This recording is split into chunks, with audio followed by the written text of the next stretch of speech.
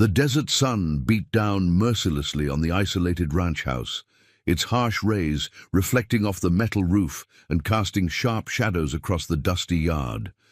But the oppressive stillness of the afternoon was suddenly shattered by a sound major. Derek Winters hadn't heard since his final deployment the distinct tactical whine of a military-trained German shepherd. When he opened his door to find the battle-scarred K9 standing there, bleeding and desperate, neither man nor dog could have possibly imagined how their chance encounter would transform not just their lives, but an entire community, forever. Before we jump back in, tell us where you're tuning in from, and if this story touches you, make sure you're subscribed, because tomorrow I've saved something extra special for you. Major Derek Winters had once commanded respect across 3 continents. The decorated Army Ranger had led special operations in some of the most dangerous territories on Earth, earning commendations that filled a shadow box he kept face down in his hall closet. But on this particular Tuesday in June, his biggest challenge was simply finding the will to get out of bed. The digital clock on his nightstand read 10:37 a.m., and the Arizona sun had long since turned his modest ranch house into something approaching an oven. Derek stared at the ceiling fan, rotating lazily above him, its rhythmic squeaking a metronome that marked time in a life that had lost all purpose. 3 years, 2 months, and 14 days since his medical discharge. Not that he was counting. He swung his legs over the side of the bed, the movement sending familiar bolts of pain through his left leg. The doctors had assured him the nerve damage would improve with time and physical therapy. They'd been half right. Time had passed. Derek's morning routine had been reduced to a series of mechanical motions, performed with military precision, but devoid of meaning. Brush teeth, shave, coffee, pain meds. Stare out the window at the vast expanse of nothing that surrounded his property 20 miles outside of Copper Canyon. The isolation had been intentional. After his final tour in Afghanistan ended with an IED that killed 3 of his men and left him with a traumatic brain injury and a leg full of shrapnel, Derek couldn't bear the sympathetic glances, the well-intentioned questions, the civilian world's utter inability to comprehend what he'd experienced. So he'd used his savings to purchase this remote property, a place where the nearest neighbor was 5 miles away and visitors were as rare as rainfall. Derek poured his coffee, black, no sugar, and carried it to the porch. The wooden rocking chair creaked as he settled his weight into it, a sound that had become as familiar as his own breathing. From this vantage point, he could see the rugged outline of the Superstition Mountains in the distance, their jagged peaks a purple smudge against the relentless blue of the sky. The coffee scalded his tongue, but he barely registered the sensation. Physical discomfort had become background, noise in a life dominated by deeper pain. The mental health counselor at the VA had a name for it. Emotional numbing, she'd called it. Derek had stopped attending sessions after the 3rd week. What was the point of naming something you couldn't change? As he rocked slowly, his gaze drifted to the small wooden box next to his chair. Inside lay his service pistol, carefully maintained despite, or perhaps because of, its potential purpose. Derek had never gone so far as to load it with that intention, but the possibility of its use remained a constant companion, a door that remained perpetually ajar. The harsh ring of his satellite phone cut through the morning stillness, startling Derek from his dark contemplation. Few people had this number, and fewer still used it. He considered ignoring it, but decades of military discipline made that impossible. Answering communications was hardwired into his nervous system. "Winters," he answered, his voice rough from disuse. "Derek, it's Sullivan." Captain James Sullivan had been Derek's closest friend during their last 2 deployments together. After Derek's injury, Sullivan had continued to serve, one of the few people who still maintained contact despite Derek's best efforts to sever all connections. What's up, Sully?" Derek asked, trying to inject some normalcy into his tone and failing miserably. "Just checking in, brother. It's been a while since anyone's heard from you." The unspoken question hung in the air. "Are you still alive? Are you okay?" Derek had made promises after his last particularly bad episode, promises to stay in touch, to call if things got too dark again, promises he'd had no intention of keeping. "I'm fine," Derek replied automatically. "Just busy." Sullivan's laugh carried a note of genuine amusement. Busy, in the middle of nowhere, doing what, counting cactus? Despite himself, Derek felt the ghost of a smile tug at his lips. Sullivan had always been able to cut through his defenses. Something like that. A moment of silence stretched between them, heavy with words unsaid. "Listen," Sullivan finally continued, his tone shifting to something more serious. "I'm actually calling with a proposition. The department's K-9 training facility in Phoenix is looking for a consultant. Someone with combat experience who understands tactical operations. The pay's decent, and it's only 3 days a week." Derek's immediate instinct was to refuse. The thought of returning to Phoenix, of interacting with people, of being responsible for anything beyond his own meager existence sent a wave of anxiety through him, so intense it was almost physical. "I don't think—" "Just consider it," Sullivan interrupted. "That's all I'm asking. They're desperate after Martinez retired unexpectedly. The position's been empty for 2 months. Derek sighed, already formulating the polite but firm rejection. He would deliver after an appropriate amount of time had passed, to make it seem like he'd actually considered the offer. "I'll think about it," he lied. "That's all I ask," Sullivan replied, and Derek could hear the smile in his voice. "And, Derek, maybe leave the property once in a while, just to remember what other humans look like." After ending the call, Derek returned to his coffee, now cold. The mountains hadn't changed, the desert remained indifferent, but something in the atmosphere had shifted. Sullivan's call had injected an unwelcome ripple of the outside world into Derek's carefully maintained isolation. The rest of the day, passed as countless days had before it, Derek completed the minimal maintenance his Spartan lifestyle required. He checked the generator that powered his small ranch house, inspected the solar panels, and monitored his water tank levels. The physical tasks, while sometimes challenging with his injured leg, provided the comfort of routine. As evening approached, Derek began preparing his standard dinner: canned beans, rice from his substantial stockpile, and beef jerky. The simplicity of his diet matched the simplicity of his existence. No complications, no surprises, minimal effort. The desert sunset painted the landscape in breathtaking hues of orange and purple, a beauty Derek acknowledged but could no longer truly feel.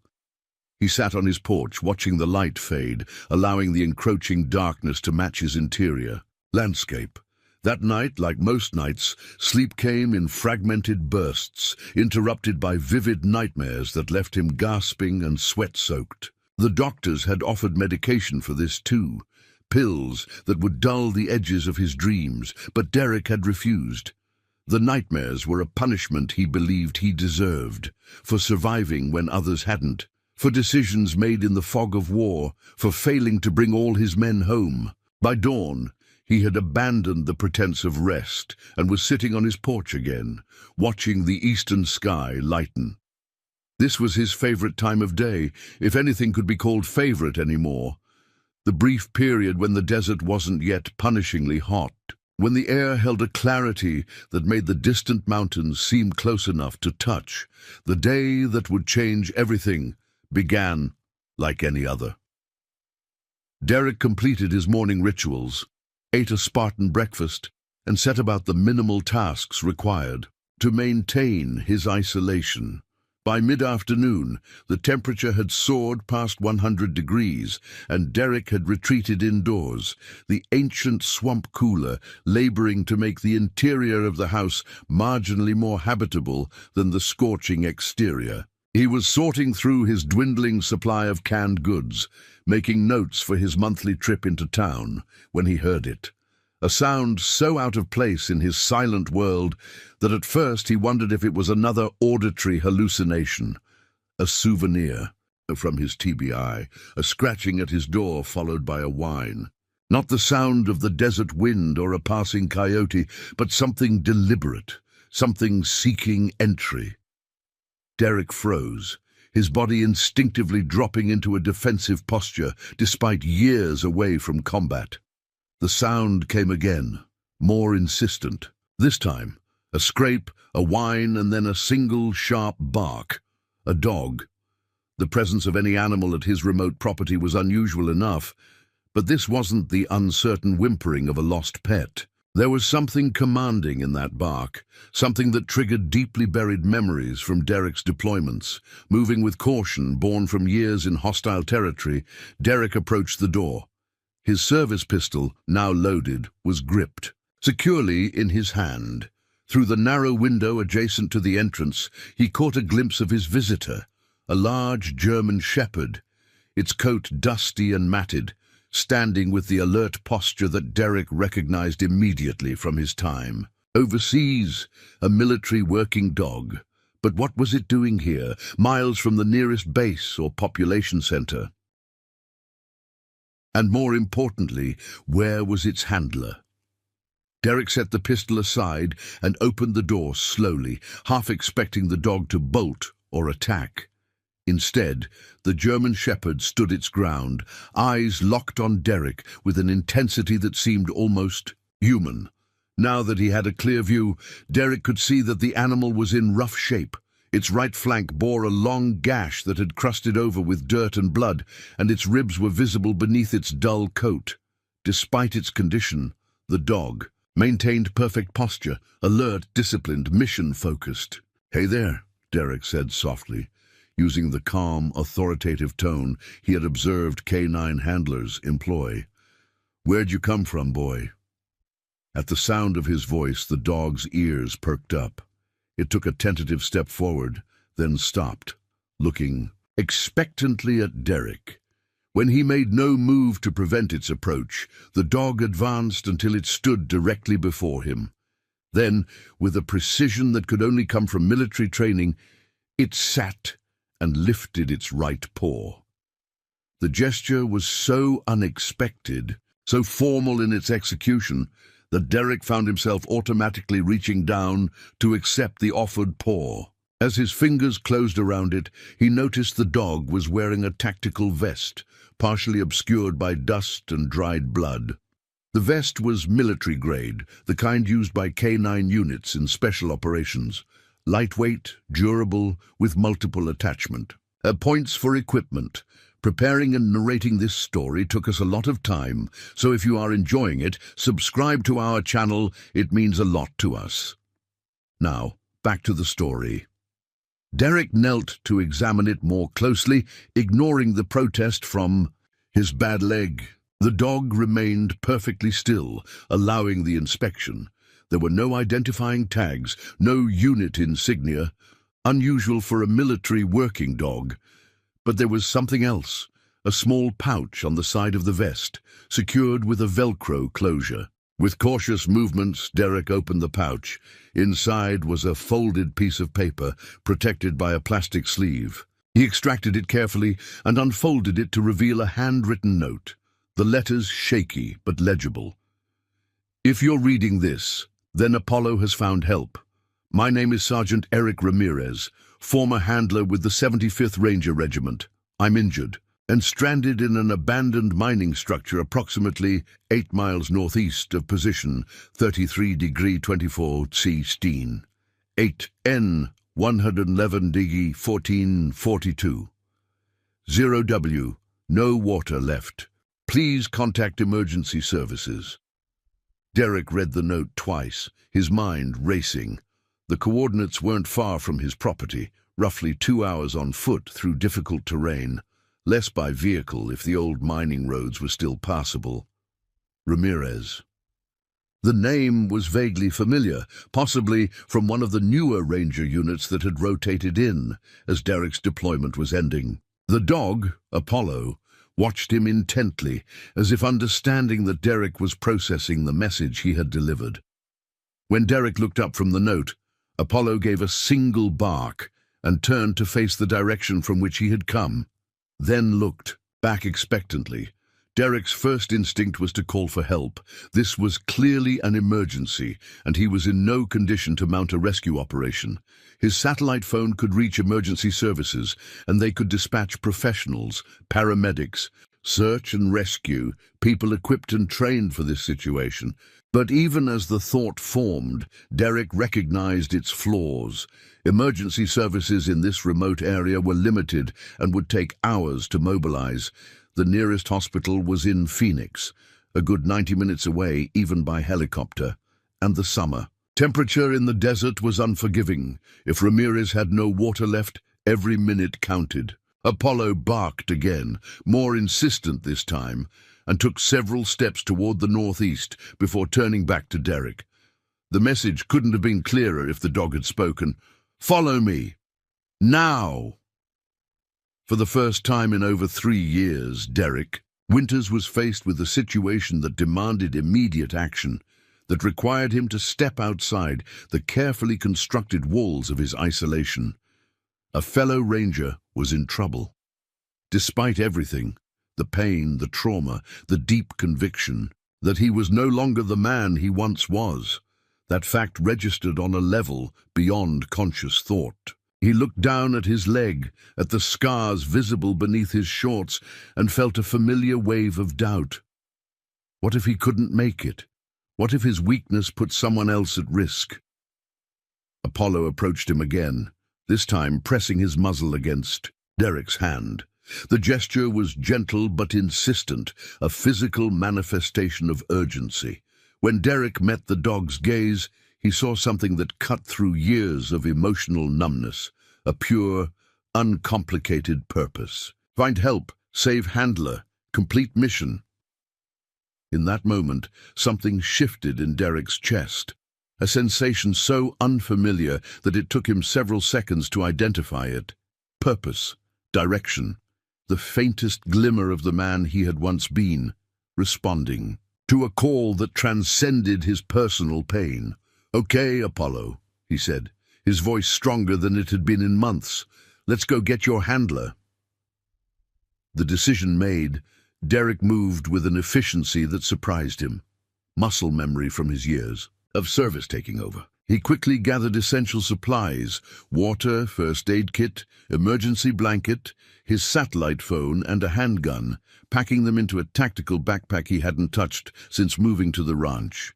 He changed into proper hiking boots, ignoring the discomfort as he laced them over his scarred leg. As he worked, a plan formed. His ATV was in working condition. He maintained all his equipment with military precision, regardless of how rarely he used it. The old mining roads might allow him to cover most of the distance by vehicle, drastically reducing travel time. Apollo watched his preparations with alert attention, occasionally moving to the door and back, his body language communicating urgency without restlessness. Despite never having worked with this particular dog, Derek recognized the hallmarks of elite training. Apollo wasn't just any military working dog, he was special operations caliber, trained to operate independently and make complex decisions when necessary. Before leaving, Derek took a moment to address the dog's wound. He approached slowly, speaking in a calm, authoritative voice. "Need to check that cut, Apollo. Stay." To his relief, Apollo understood the command, remaining perfectly still as Derek examined the gash on his flank. It was long, but not dangerously deep, likely from squeezing through a barbed wire fence or rough terrain. Using supplies from his first aid kit, Derek cleaned the wound as best he could and applied an antiseptic spray. Throughout the procedure, Apollo didn't flinch or growl, his stoic endurance another testament to his training. "Good boy," Derek said when he finished, feeling strangely self-conscious talking to the dog. "Let's move out." Outside, the afternoon heat was oppressive, the air shimmering above the baked earth. Derek loaded his supplies onto the ATV, then hesitated, looking at Apollo. He had no idea if the dog would willingly ride on the vehicle, or insist on running alongside it. "Apollo, up!" he commanded, patting the space behind the seat. Without hesitation, Apollo jumped onto the ATV, positioning himself securely on the small cargo rack. Derek felt a flicker of admiration for the animal's adaptability and intelligence. Whoever had trained this dog had done an exceptional job. As Derek started the engine, he felt a strange sensation spreading through his chest, a clarity and focus he hadn't experienced since before his injury. The fog that had surrounded his thoughts for years seemed to thin slightly, burned away by the immediate demands of the situation. There was someone who needed help, a concrete problem with a solution, a mission with clear parameters. For the first time in 170 days, Major Derek Winters had a purpose. The ATV roared to life, cutting through the desert stillness. Derek oriented himself based on the coordinates in the note, setting a course northeast toward the distant outcropping that likely housed the abandoned mining operations.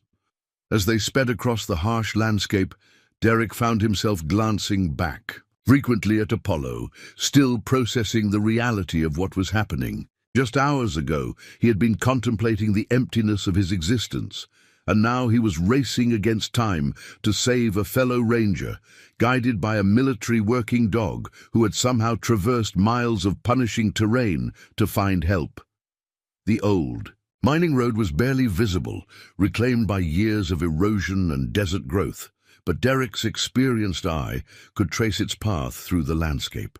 He navigated carefully, pushing the ATV as fast as he dared over the uneven ground.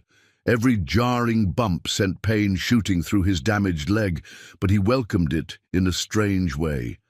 The pain meant he was doing something, moving, acting, existing, beyond the confines of his self-imposed prison. They had been traveling for approximately 40 minutes when Apollo suddenly barked sharply from his position on the back of the ATV. Derek slowed immediately, trusting the dog's senses. Apollo jumped down and moved several yards ahead, standing alertly at a point where the faint road forked. The right fork continued along relatively flat terrain, while the left climbed steeply into rockier ground. Logic suggested taking the easier path, but Apollo was clearly indicating the more difficult route, his body oriented toward the rocky incline, his attention unwavering. Derek hesitated only briefly before making his decision. "Lead on," he said, cutting the engine. The ATV wouldn't manage the steep, rocky path ahead. From this point, they would proceed on foot. As he dismounted, Derek felt a momentary surge of doubt. His leg wasn't made for this kind of terrain anymore. The doctors had been clear about his limitations. Moderate walking on even ground was doable, but climbing over rocks and navigating steep inclines would put dangerous strain on his damaged nerves and muscles. Apollo had already started up a path, pausing to look back when Derek didn't immediately follow. There was something in the dog's steady gaze that seemed to cut through Derek's hesitation, a silent communication that transcended species. "This is necessary. This is what you are meant to do."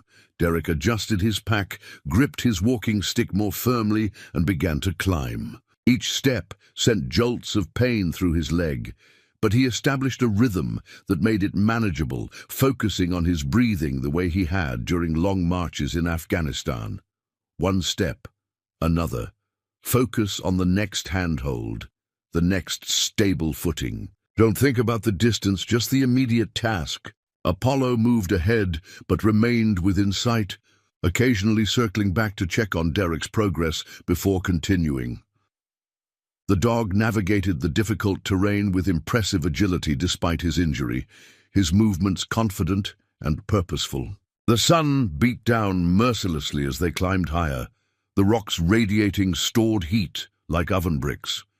Derek paused frequently to drink water and pour some into a collapsible bowl for Apollo. Despite his body's protests, he felt more alive than he had in years, his senses sharper, more present in the moment than in the endless grey days that had preceded this one.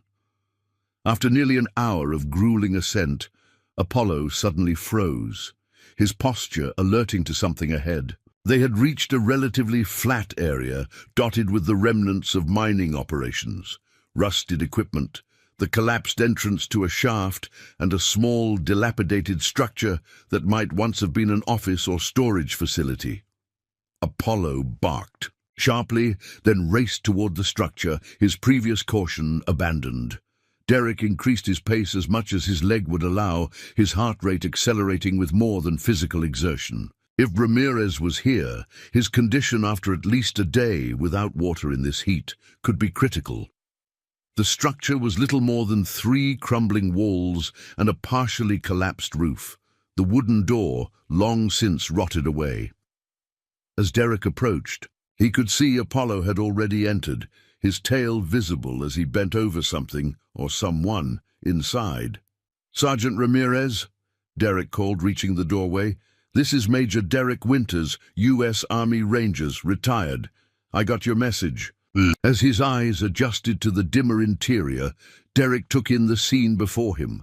A man lay on the dirt floor, his back propped against the far wall. He was dressed in civilian hiking clothes, but his military bearing was evident even in his weakened state. Apollo was pressed against his side, licking his face with uncharacteristic abandonment of training protocols. The man, Ramirez presumably, looked up with effort, his eyes struggling to focus. His face was sunburned and cracked with dehydration, his lips parched and bleeding.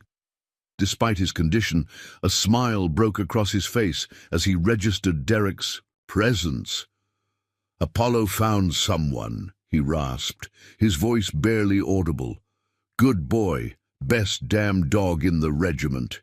Derek was already kneeling beside him, assessing his condition with the rapid efficiency of battlefield triage. Severe dehydration, early signs of heat stroke, a badly splintered leg that was likely broken, various cuts and abrasions. Serious but survivable if treated quickly. "I'm going to help you," Derek said, unscrewing a water bottle. Small sips at first. As he held the bottle to Ramirez's lips, controlling the flow to prevent him from drinking too quickly, Derek took in more details. Ramirez was younger than he had initially thought, probably late 20s. His build suggested the wiry strength of a special operator, though currently diminished by his ordeal. Around his neck hung dog tags and what looked like a wedding band on a chain. "How long have you been out here?" Derek asked, helping Ramirez take another careful sip. 2 days. Ramirez managed between swallows. "Was hiking, mapping old mining sites for a veterans project. Fell, leg caught between rocks. Apollo went for help yesterday morning. Wasn't sure he'd find anyone out here." Derek applied a cold compress to Ramirez's forehead and neck, working methodically to lower his body temperature. "You trained him?"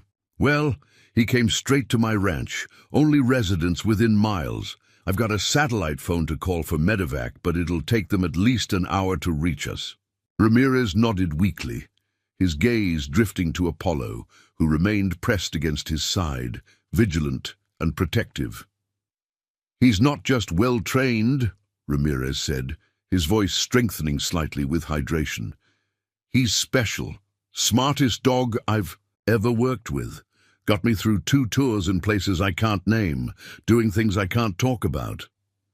As Derek continued emergency treatment, establishing an IV from his enhanced med kit to address the severe dehydration, properly resplinting the broken leg, treating the various cuts and scrapes with antiseptic, Ramirez drifted in and out of lucidity. In his more coherent moments, he spoke about Apollo, fragments of their history together, emerging in disconnected anecdotes. Saved my whole team in Kandahar. Detected an IED that wasn't where it should have been. Brass wanted to medal him after the compound raid. Found the hidden room where they were keeping the hostages after I got back. Couldn't sleep. Nightmares. Only thing that helped was Apollo.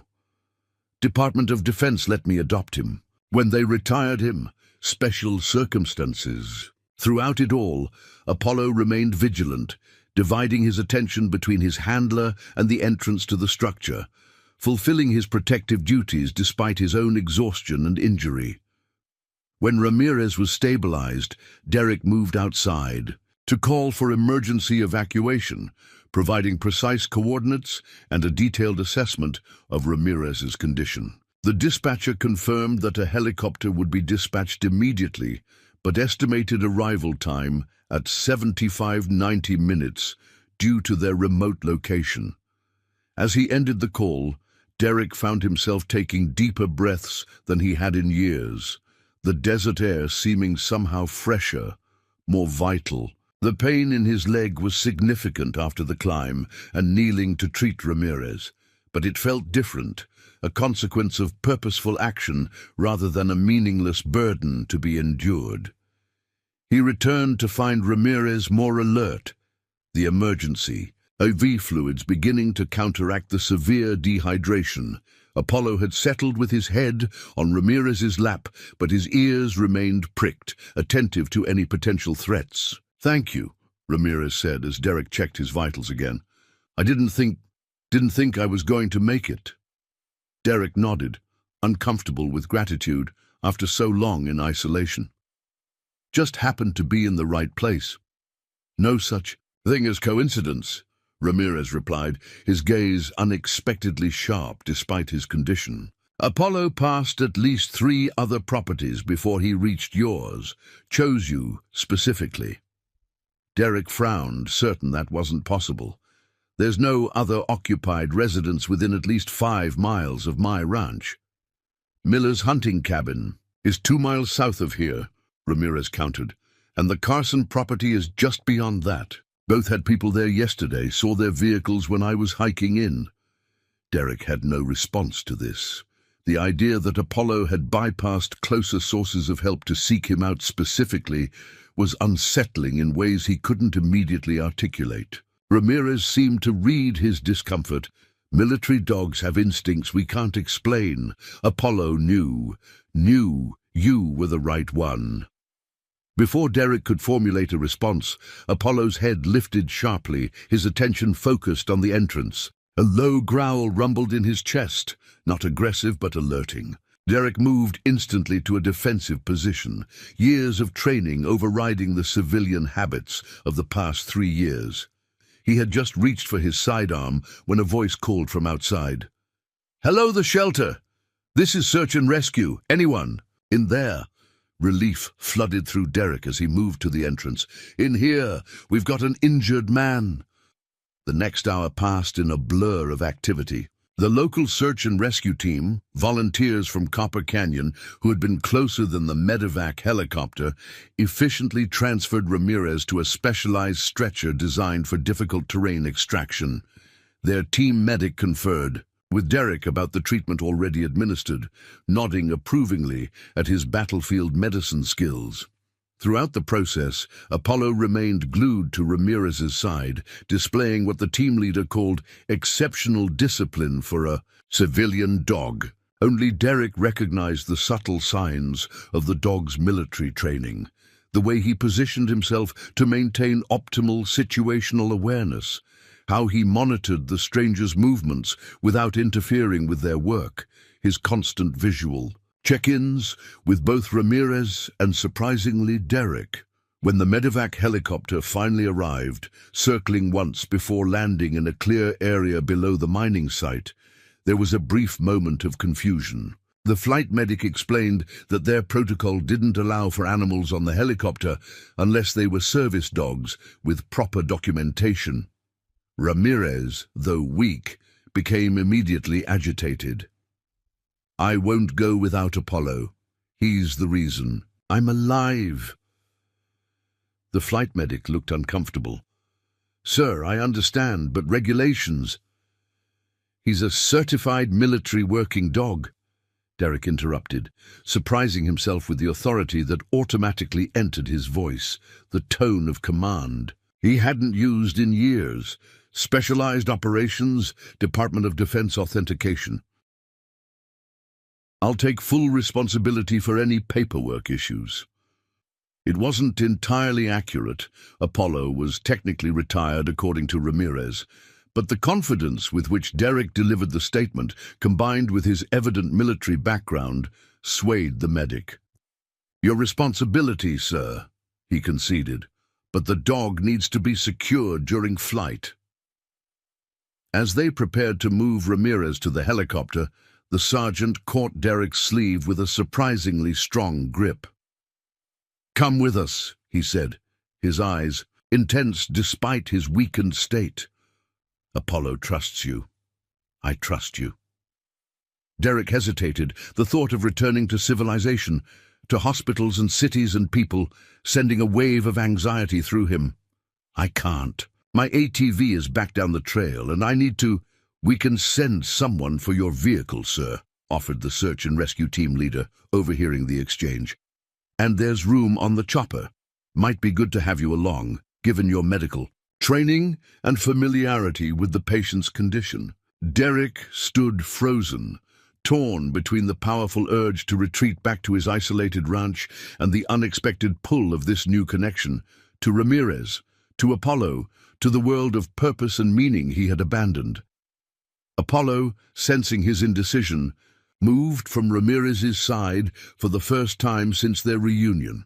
The dog approached Derek and pressed against his leg, looking up with an expression that somehow conveyed more understanding than Derek had encountered in years of therapy sessions. In that moment, something shifted inside Derek Winters, a crack in the walls he had built around himself, a sliver of light penetrating the darkness he had inhabited for 3 years, 2 months, and 14 days. "All right," he said finally. "I'll come." As the helicopter lifted off, carrying them toward Phoenix and a future suddenly uncertain in new ways, Derek found himself with Apollo's head resting on his lap. The dog's intelligent eyes holding his in a gaze that seemed to say, "This is just the beginning." And for the first time in longer than he could remember, Derek Winters felt something that resembled hope. The rhythmic thump of the helicopter blades seemed to match Derek's heartbeat as they approached the sprawling medical complex on the outskirts of Phoenix. Through the window, he could see the gleaming buildings of the city rising from the desert floor like alien structures, beautiful, imposing, and utterly foreign after years of self-imposed exile. His hands tightened imperceptibly. On Apollo's harness, the dog's solid presence, the only thing anchoring him as anxiety, threatened to overwhelm his senses. "First time back?" The flight medic's voice cut through Derek's spiraling thoughts. The young woman had been monitoring Ramirez's vitals throughout the flight, her movements efficient and precise. Derek nodded, not trusting his voice. The medic's perceptiveness surprised him, though perhaps it shouldn't have. Veterans Affairs facilities saw enough cases like his, the withdrawn, the isolated, the ones who couldn't readjust. Banner University Medical Center has an excellent veteran liaison program, she continued, her tone professional but kind. "I can have someone meet you if you'd like." "I'm fine," Derek replied automatically, the words emerging more harshly than he intended. Then, making an effort, he added, "Thank you." The helicopter descended toward the helipad atop the trauma center, and Derek felt his body tense with each foot they dropped. Apollo sensed his discomfort, pressing more firmly against his leg. The dog's steady presence was a paradox, both a reminder of the military world he'd left behind and a lifeline to something beyond his isolation. As they touched down, the organized chaos of a trauma reception unfolded with practiced efficiency. Medical personnel swarmed the helicopter as soon as the rotors began to slow, transferring Ramirez to a gurney with swift, coordinated movements. The flight medic relayed vital information to the receiving trauma team: blood pressure, temperature, pulse ox, interventions already performed. Dehydration, heat exposure, compound fracture of the tibia, probable concussion from the fall, she reported crisply. Major Winters here administered field treatment, including IV fluids. Patient has been conscious and responsive throughout transport. Derek found himself automatically stepping back, instinctively trying to disappear from the scene despite his 6'2" frame. Apollo stayed at his side, seemingly understanding his need to create distance. For a moment, Derek thought they might be forgotten in the flurry of activity surrounding Ramirez, a prospect both relieving and unexpectedly disappointing. But as the medical team prepared to move Ramirez inside, the sergeant's hand shot out, gripping the rail of the gurney. "Wait!" Ramirez called, his voice stronger than it had been at the mining site, but still rasping with dehydration. "Apollo, Major Winters." The lead doctor, a woman with silver-streaked hair and an air of calm authority, paused the procession. "Sergeant, we need to get you inside for treatment." "Just a moment," Ramirez insisted, struggling to raise himself. Slightly, his eyes found Derek's across the helipad. "You'll stay, both of you?"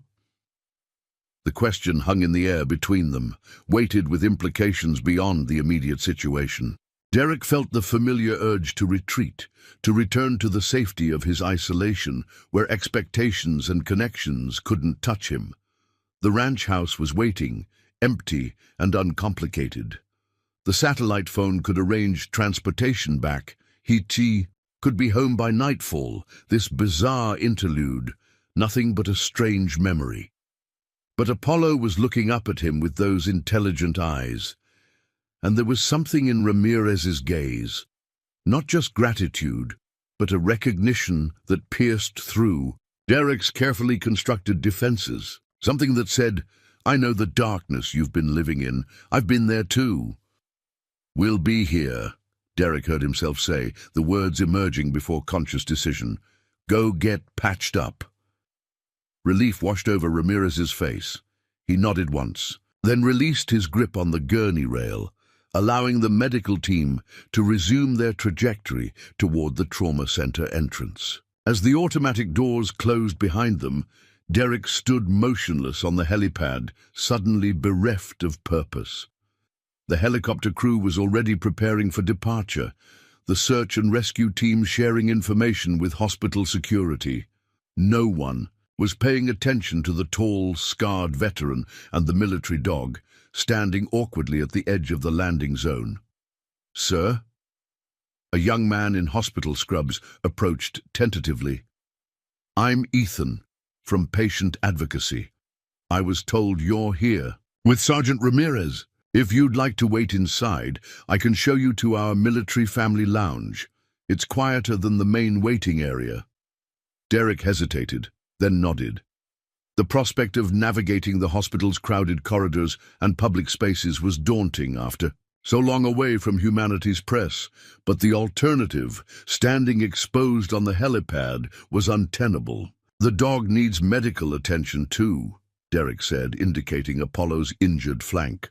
Although he had cleaned and treated the wound at the mining site, it required proper veterinary care.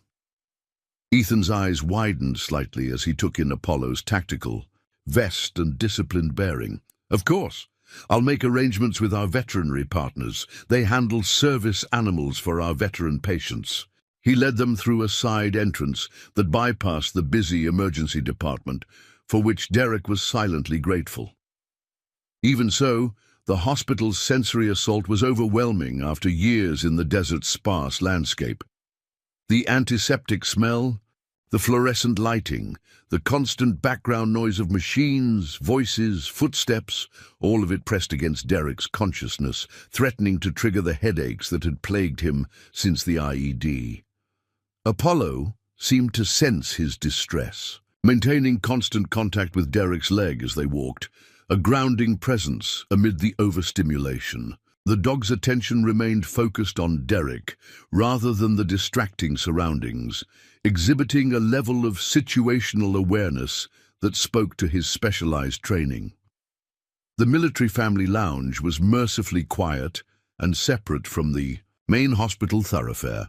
Designed specifically for service members and their families, it featured comfortable seating, subdued lighting, and walls adorned with tasteful military artwork rather than the generic prints that populated the rest of the facility. A small kitchenette offered coffee and snacks, and a television played at low volume in one corner, tuned to a news channel with closed captioning. "You're welcome to wait here," Ethan said.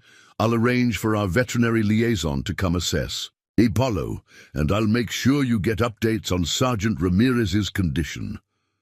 When they were alone, Derek sank into one of the armchairs, suddenly aware of the exhaustion permeating his body. The adrenaline that had carried him through the rescue was fading, leaving behind the familiar pain in his damaged leg and the dull throb at the base of his skull that signaled an approaching migraine. Apollo circled the room once, inspecting the perimeter in a behavior Derek recognized from military working dogs, securing a new location. Apparently satisfied, the German Shepherd returned to Derek's side and settled onto the floor, his body pressed against Derek's boots, his eyes remaining alert despite his own evident fatigue. "You're something else, aren't you?" Derek murmured, reaching down to scratch behind Apollo's ears. "How far did you travel to find help, and why me?" The dog's intelligent gaze seemed to hold answers Derek couldn't access, a wisdom that transcended the limitations of species. In his years with the Rangers, Derek had worked alongside K9 units enough to respect their capabilities, but Apollo was exceptional even by those standards. The dog had traversed miles of punishing terrain with an injury, located the one inhabited residence in the vicinity, and somehow communicated the urgency of his mission without the benefit of human language. Derek's contemplation was interrupted by the arrival of a woman in scrubs with a veterinary medicine logo embroidered on the chest pocket. "Major Winters? I'm Dr. Sandoval from Banner Veterinary Partners. I understand we have a military working dog in need of assessment." Apollo's head lifted at her entrance, but he made no move to approach or retreat, maintaining his position at Derek's feet until given permission. "His name is Apollo," Derek said, rising to greet the veterinarian. "He has a laceration on his right flank. I cleaned and treated it in the field, but it needs proper care." Dr. Sandoval nodded, setting down her medical bag. "May I approach him?" The question demonstrated her understanding of working dog protocols, and Derek appreciated her professionalism. "Apollo, friend," he said, using the command he had heard handlers employ to indicate a safe person. Apollo relaxed slightly, but remained vigilant as the veterinarian approached and knelt beside him. Her examination was gentle but thorough, her practiced hands moving efficiently over the dog's body while she murmured softly to him. "The wound on his flank is significant but not life-threatening," she reported after completing her assessment. "Your field treatment was excellent, minimal infection despite the conditions. He's mildly dehydrated and has some abrasions on his paw pads, consistent with traveling long distances over rough terrain, but otherwise in remarkable condition, considering what he's been through." She opened her bag and began preparing to properly clean and suture the wound. "I'll need to sedate him lightly for this. Is that acceptable?" Derek hesitated, feeling the weight of making decisions for a dog that wasn't technically his responsibility. "His handler is being treated currently. We just met today, actually." Dr. Sandoval looked up, her expression showing professional curiosity rather than judgment. "Really? He seems very bonded to you. Military working dogs don't typically accept authority from strangers, even other military personnel." Before Derek could respond, the door to the lounge opened again, admitting a tall man in army dress uniform. The insignia identified him as a full colonel, and his bearing suggested career military. Derek found himself automatically straightening. Despite his civilian status, years of ingrained respect for the chain of command asserting themselves. "Major Winters?" the colonel asked, extending his hand. "Colonel Robert Hargrove, liaison officer for Fort Huachuca. I was notified of the situation with Sergeant Ramirez and his K9 partner." Derek shook the offered hand, noting the firm grip and assessing gaze. "Sir, I wasn't aware the Army had been notified. Standard protocol when a soldier is admitted under emergency circumstances," Hargrove replied smoothly. "Especially one with Sergeant Ramirez's background. May I sit?" At Derek's nod, the colonel took a seat across from him, while Dr. Sandoval continued her treatment of Apollo, who had accepted the mild sedative and was now lying calmly as she sutured his wound. "I've been briefed on the basics," Hargrove continued, "but I'd appreciate hearing your version of events." Derek recounted the day's events with military precision: Apollo's arrival at his property, the note from Ramirez, the rescue operation. He omitted only his personal thoughts and the darker aspects of his isolated existence.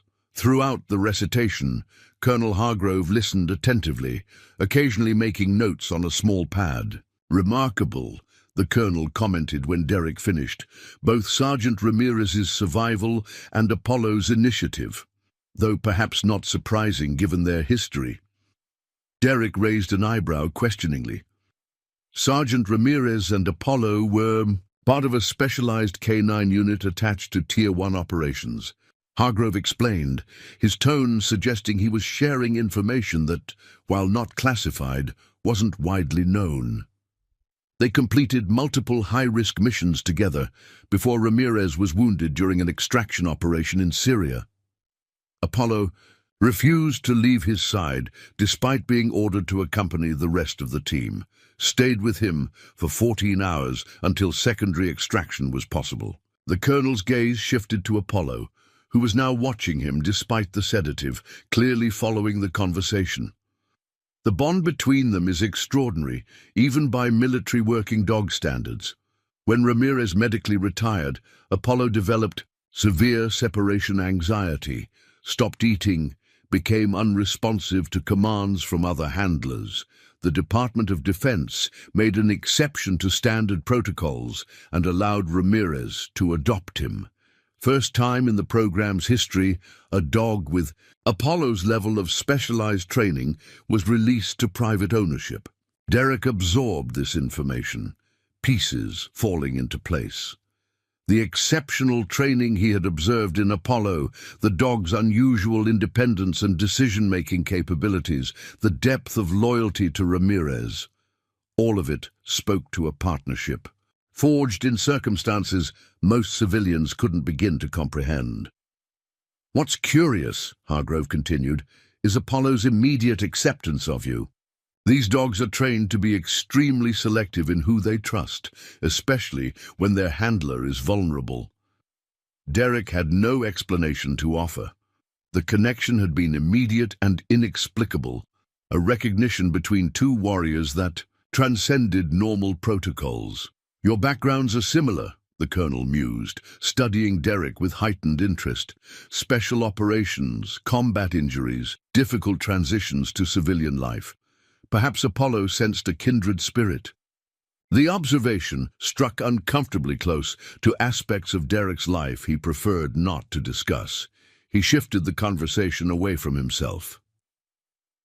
"Do you know how Ramirez ended up in that situation? He mentioned something about mapping old mining sites for a veterans project." Colonel Hargrove nodded. "Sergeant Ramirez works with an organization called Operation New Terrain. They create outdoor programs for veterans with PTSD and other service-related challenges. He was scouting locations for their desert survival training module when the accident occurred." Before they could continue, Dr. Sandoval approached, having completed Apollo's treatment. "He's all set," she reported. "The wound is cleaned and sutured. I've administered antibiotics and pain management, appropriate for his weight and medical history. He'll need to rest for at least 24 to 48 hours. But given what I understand of the situation, I expect he'll want to be reunited with his handler as soon as possible. Thank you, Doctor, Derek said, genuine gratitude in his voice. What do we owe you for the treatment? Dr. Sandoval waved away the question. Banner has a program for service animals. There's no charge for emergency treatment of working dogs, especially those with military backgrounds. As she packed her supplies, she added, He's a remarkable animal. Military working dogs are always impressive, but there's something special about this one. The way he watches you both, it's almost like he understands every word. After the veterinarian departed, Colonel Hargrove leaned forward, his expression becoming more serious. Major Winters, I want to be direct with you. Sergeant Ramirez is going to need support during his recovery. From what I understand, you live alone in a fairly remote location. Derek tensed, immediately wary of where this conversation was heading. That's correct. The Army takes care of its own, Hargrove continued. We have excellent medical facilities at Fort Huachuca, and Sergeant Ramirez would receive comprehensive care there. However, there's the matter of Apollo. What about him? Apollo has demonstrated extreme attachment to Sergeant Ramirez. Separating them during Ramirez's recovery could be detrimental to both. But the military hospital isn't equipped for long-term accommodation of a canine, even one with Apollo's background and training. Derek began to see where this was going and felt a surge of panic. Sir, with respect, if you're suggesting what I think you are, I'm not making any official requests yet, Hargrove interrupted smoothly. But I would ask you to consider the possibility. Your property sounds ideal for Ramirez's convalescence. Remote, quiet, away from the overstimulation that can trigger PTSD episodes. And you have first-hand experience with the challenges he's facing. The colonel held up a hand to forestall Derek's objection. Just consider it. Speak with Ramirez when he's stabilized. You've already saved his life once today. I'm merely suggesting you might be in a unique position to help with his recovery as well. Before Derek could formulate a response, a doctor in surgical scrubs entered the lounge. Her expression was composed, but showed signs of fatigue around the eyes. "Family of Sergeant Ramirez?" she inquired, glancing between Derek and Colonel Hargrove. "Military liaison," Hargrove clarified, rising to his feet. "And Major Winters, who was involved in Sergeant Ramirez's rescue. How is he?" "Stable and resting comfortably," the doctor reported. "The dehydration was severe, but responded well to aggressive fluid replacement. His leg fracture required surgical intervention. We've inserted a titanium rod to stabilize the tibia. He has some minor frostbite on his extremities from the cold desert night and various cuts and abrasions, but no life-threatening injuries." "When can he be transported to a military medical facility?" Hargrove asked. The doctor's expression turned firm. "Not for at least 3 to 5 days. The orthopedic team wants to monitor the surgical site for infection, and we need to ensure his kidney function normalizes after the severe dehydration. After that, assuming no complications, he could be transferred via standard medical transport." "And when can we see him?" Derek found himself asking, surprising both himself and the colonel with the implied commitment to remain involved. "He's in recovery now and will be moved to a private room within the hour. Once he's settled, you can visit briefly. One at a time, 10 minutes maximum for today. He needs rest more than anything." The doctor paused, glancing at Apollo, who had risen to his feet despite the sedative and was watching her intently. "I understand there's a service dog involved." "His military working dog," Hargrove confirmed. "They have an exceptional bond." The doctor nodded thoughtfully. "We have protocols for service animals. Once he's in a private room and stabilized, Brief visits with the dog can be arranged under supervision. Studies show the presence of bonded animals can significantly reduce stress and improve recovery outcomes. After the doctor left, Derek found himself standing at the window, looking out at the sprawling city below. The sun was beginning to set, painting the desert landscape in shades of gold and crimson. It was the same sun that set over his isolated ranch, yet somehow it looked different from this vantage point, part of a world that included other people, other lives, interconnected in ways he had deliberately forgotten. Apollo joined him at the window, pressing against his leg in what was becoming a familiar gesture of connection.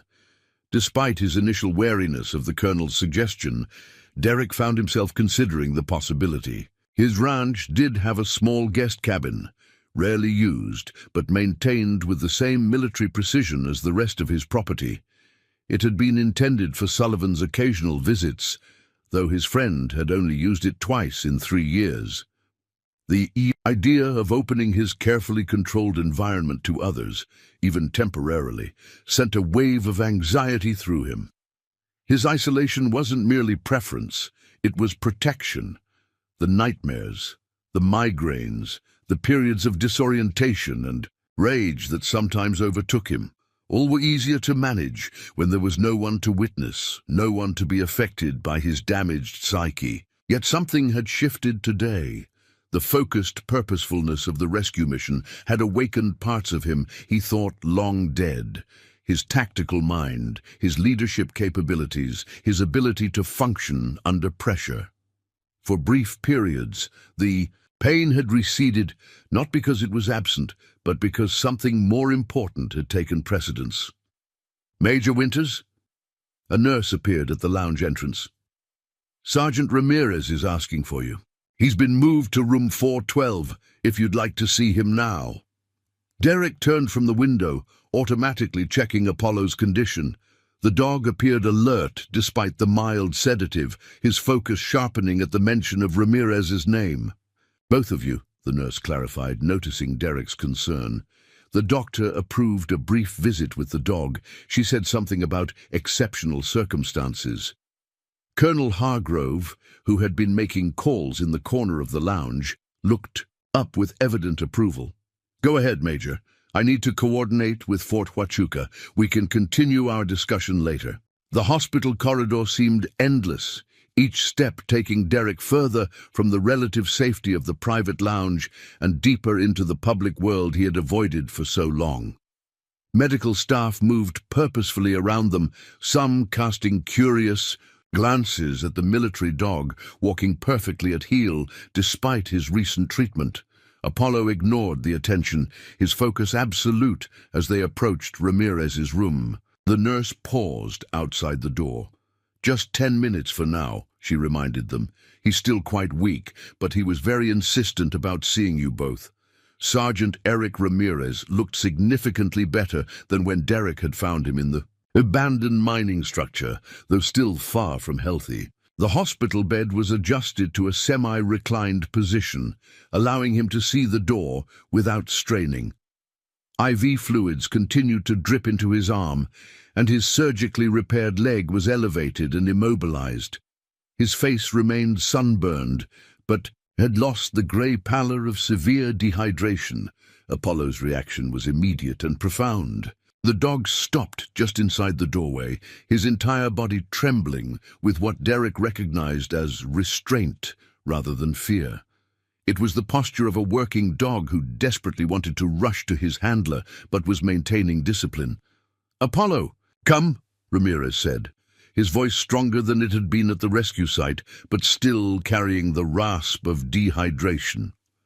The permission granted, Apollo moved swiftly to the bedside, whining softly as he gently placed his front paws on the edge of the mattress, careful to avoid Ramirez's injured leg. Man and dog touched foreheads in a gesture so intimate that Derek felt like an intruder witnessing it. "Thank you," Ramirez said after a moment, looking up at Derek with eyes bright with emotion. "The doctors told me how bad it was. Another day out there and—" He didn't need to finish the sentence. They both understood the margins by which survival was measured in such situations. "Apollo did all the work," Derek replied, uncomfortable with gratitude. "I just followed his lead." Ramirez smiled, his hands still buried in Apollo's fur. "That's not how he tells it." The comment caught Derek off guard. There was something in Ramirez's tone, a certainty that suggested he and the dog shared an understanding beyond what most would consider possible. "The doctors say I'm looking at weeks of recovery," Ramirez continued. "They want to transfer me to the military hospital at Fort Huachuca once I'm stable enough to travel." Derek nodded, unsurprised by the information. Colonel Hargrove mentioned that. "He's making arrangements." Ramirez's expression clouded. "There's a complication. The military hospital won't accommodate Apollo for an extended stay. They're talking about boarding him at the base kennels while I recover." The distress in his voice was evident, and Apollo responded immediately, pressing closer as if to reassure his handler that separation wasn't imminent. "I know it sounds—" Ramirez hesitated, searching for words. "It sounds crazy to civilians, the bond we have. But after what we went through together overseas, he's not just a dog to me, and I'm not just a handler to him." Derek understood far better than Ramirez might have expected. He had seen the unique connections formed in combat, bonds between soldiers that transcended ordinary friendship, forged in the crucible of shared danger and absolute interdependence. The bond between a handler and a military working dog, especially one that had saved his life multiple times, would be no less profound. "Colonel Hargrove suggested," Derek began, then paused, still uncertain about the commitment he was considering. "He thought my ranch might be a suitable place for your convalescence, remote, quiet, and Apollo would be welcome." The hope that flared in Ramirez's eyes made Derek's chest tighten with an emotion he couldn't immediately identify. It had been so long since he had been the source of anyone's hope. "You'd do that?" Ramirez asked, his voice carefully controlled. "For a stranger?" Derek shifted uncomfortably. "We're not exactly strangers. Rangers, both of us." But the simple statement carried weight beyond the words themselves. Rangers shared a brotherhood that didn't require explanation or elaboration. The elite Special Operations Force demanded and created a particular kind of soldier, one who lived by the creed, "Never shall I fail my comrades." "Besides," Derek added, attempting to lighten the suddenly intense atmosphere, "I think Apollo has already decided, and he seems like the kind of dog who gets his way." As if understanding the reference, Apollo looked up at Derek, his intelligent eyes conveying what seemed remarkably like gratitude. The dog's unwavering trust and Ramirez's visible relief combined to cement Derek's decision in a way that rational deliberation never could have. "We'll need to coordinate with your doctors and the military," Derek said, already mentally cataloguing the preparations the guest cabin would need. "And I'll have to make some arrangements at the ranch. But if it helps with your recovery, the option is there." Ramirez's expression reflected a complex mixture of relief, gratitude, and something deeper, a recognition between two soldiers who had each found their way to isolation, albeit through different paths. "Thank you, Major. I don't take the offer lightly." The nurse reappeared at the doorway, signaling that their time was up. Apollo seemed to understand, giving Ramirez's hand one final nuzzle before reluctantly returning to Derek's side. "Get some rest," Derek said as they prepared to leave. "We can talk details tomorrow when you're stronger." As they walked back toward the military family lounge, Derek felt a strange lightness in his chest, a sensation so unfamiliar that it took him several moments to identify it. For the first time in 3 years, 2 months, and 14 days, he was looking forward to tomorrow. The isolated ranch house that had been his refuge and prison suddenly held new possibility, not just as a place of withdrawal, but perhaps, unexpectedly, as a place of healing, for Ramirez, for Apollo, and maybe, just maybe, for himself as well. Apollo walked beside him, their steps naturally falling into synchronized rhythm. The dog glanced up occasionally, as if checking to ensure Derek remained committed to this new path. And with each step, the future seemed to expand beyond the narrow confines Derek had imposed upon it for so long. The desert sun had fully set now, the hospital windows reflecting the first stars emerging in the darkening sky. Tomorrow they would return to the ranch, but not to isolation. Something had shifted, a door opening where before there had only been walls, and for the first time in longer than he could remember, Major Derek Winters felt ready to walk through it. 5 days after Apollo had appeared on his doorstep, Derek stood in the guest cabin behind his main ranch house, assessing his preparations with a critical eye. The small structure had been meticulously cleaned, the musty scent of disuse replaced with the sharp tang of pine cleaner. Fresh linens adorned the hospital bed that had been delivered yesterday, an unexpected arrangement facilitated by Colonel Hargrove, who seemed to have connections throughout the military and medical establishments of Arizona. The cabin was simple, but functional. 1 bedroom, a compact bathroom with accessibility modifications installed by VA contractors who had worked with surprising efficiency, and a small kitchenette living area with basic amenities. Large windows faced east, allowing morning light to fill the space while providing a view of the distant mountains that Derek had always found oddly comforting. "It's not exactly a 5-star hotel," Derek muttered to Apollo, who had shadowed him throughout the preparations, "but it should work for recovery." The German shepherd, who had been inspecting each corner of the cabin with meticulous attention, looked up at Derek and gave a soft woof that somehow conveyed approval. The dog's wound was healing well, the military-grade veterinary sutures barely visible beneath his thick fur. Whatever uncertainty Derek felt about the arrangement, Apollo seemed to have none. In truth, Derek's apprehension had been growing hourly as the moment of Ramirez's arrival approached. The past 5 days had been a whirlwind of activity unlike anything he had experienced since leaving the service. Daily visits to the hospital, coordination with medical staff, arrangements for home health care visits, procurement of necessary supplies. Each task had forced him further out of his isolation and back into the world of human interaction. Sullivan had called again after hearing about the situation through Army channels, his surprise at Derek's decision evident even through the satellite phone's poor connection. "You're doing what?" he had asked, disbelief coloring his tone. "Housing a wounded ranger and his dog? The same Derek Winters who hasn't let anyone visit in over a year?" Derek had bristled at the implied criticism. "It's temporary. Medical necessity. The dog can't stay at the military hospital and they're inseparable." Sullivan's laugh had held no mockery, only pleased astonishment. "I think it's great, Derek. Unexpected as hell, but great. Need any help getting set up?" Derek had declined the offer, partly from pride and partly from the lingering need to control his environment.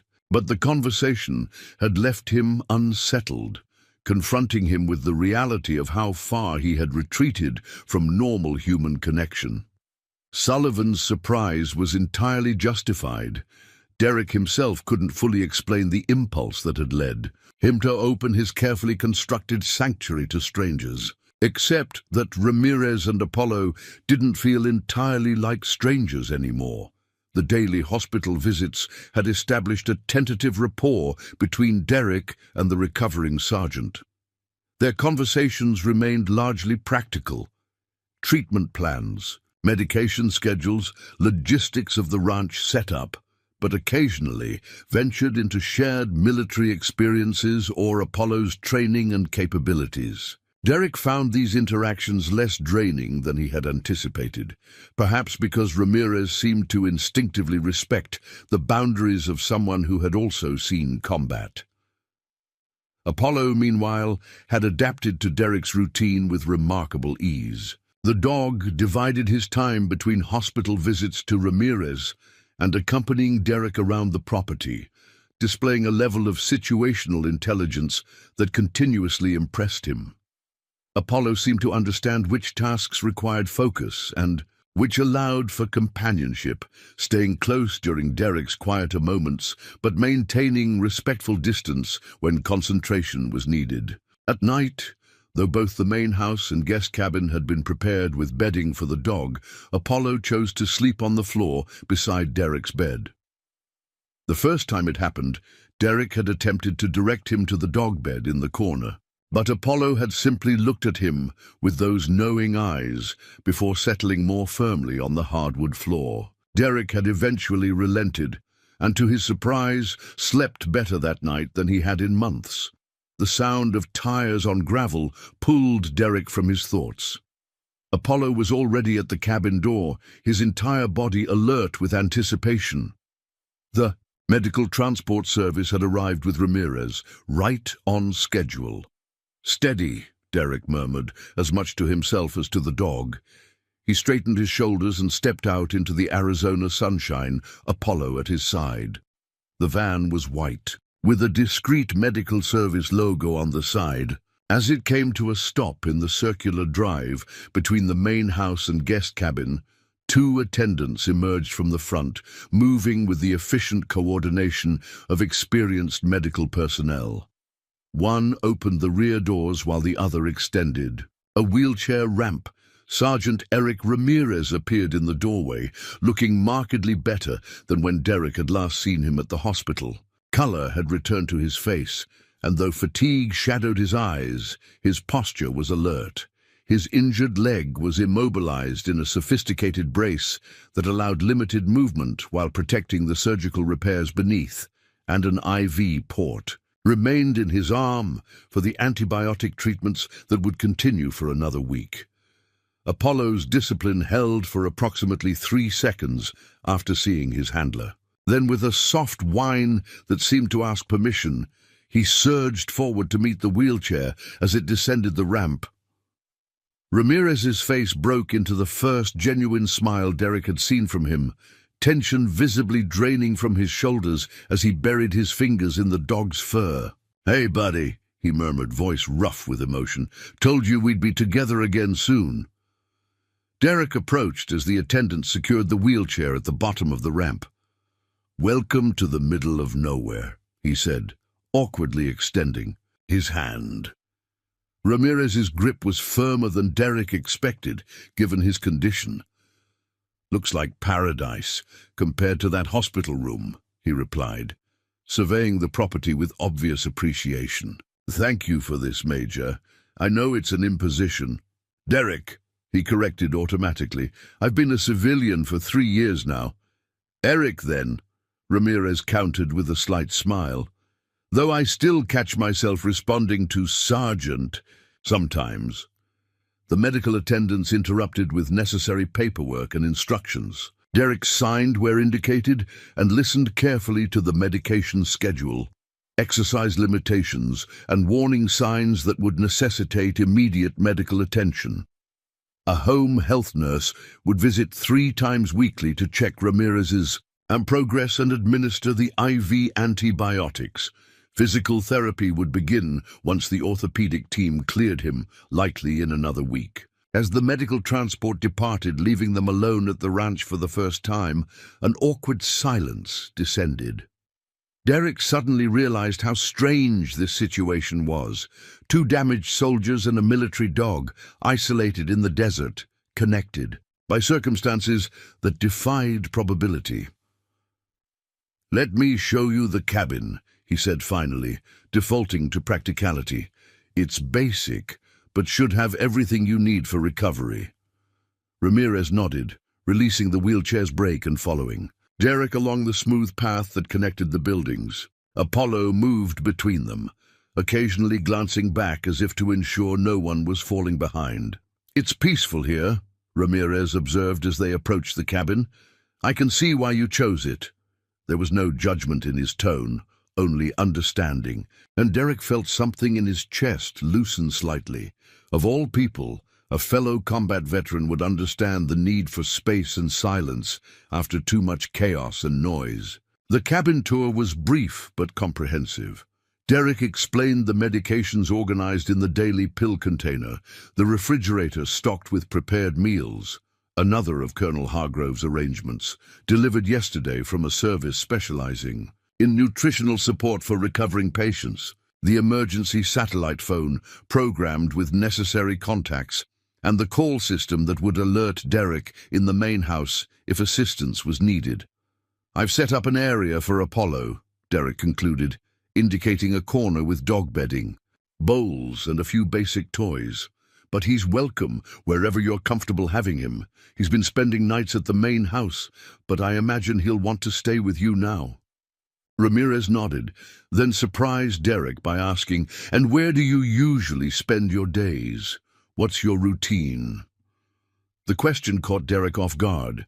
He had been so focused on preparing for Ramirez's medical needs that he hadn't considered how their daily rhythms might intersect beyond necessary care. He hesitated, suddenly aware of how empty his days had become. What could he say? That he spent hours staring at the mountains, that some days he barely spoke a word. That his most consistent activity was maintaining his property and equipment with military precision, not because it needed such attention, but because routine kept the darkness at bay. "Mostly maintenance around the property," he said finally. "Some reading, hiking when my leg cooperates." Ramirez seemed to understand the evasion but didn't press. "I don't want to disrupt your space more than necessary," he said. "I'm pretty self-sufficient despite this," he gestured at his immobilized leg, "and I brought work I can do remotely for Operation New Terrain. There's grant writing and program development that doesn't require physical presence." "It's fine," Derek assured him, though he wasn't entirely sure it was. "The property is open to you. I'm generally around if you need anything." Another silence fell, this one slightly less awkward, but weighted with the awareness of two people unaccustomed to casual social interaction, trying to navigate a suddenly shared space. It was Apollo who broke the tension, moving to the cabin door and looking back expectantly. "He wants to explore," Ramirez explained, a smile softening his features. "New territory to secure. It's deeply ingrained in his training." "We can do in that," Derek agreed, relieved to have a concrete activity to focus on. "There's a path around the perimeter that's wheelchair accessible. I cleared it yesterday." The afternoon sun had lost some of its punishing intensity as they made their way along the smooth gravel path Derek had prepared.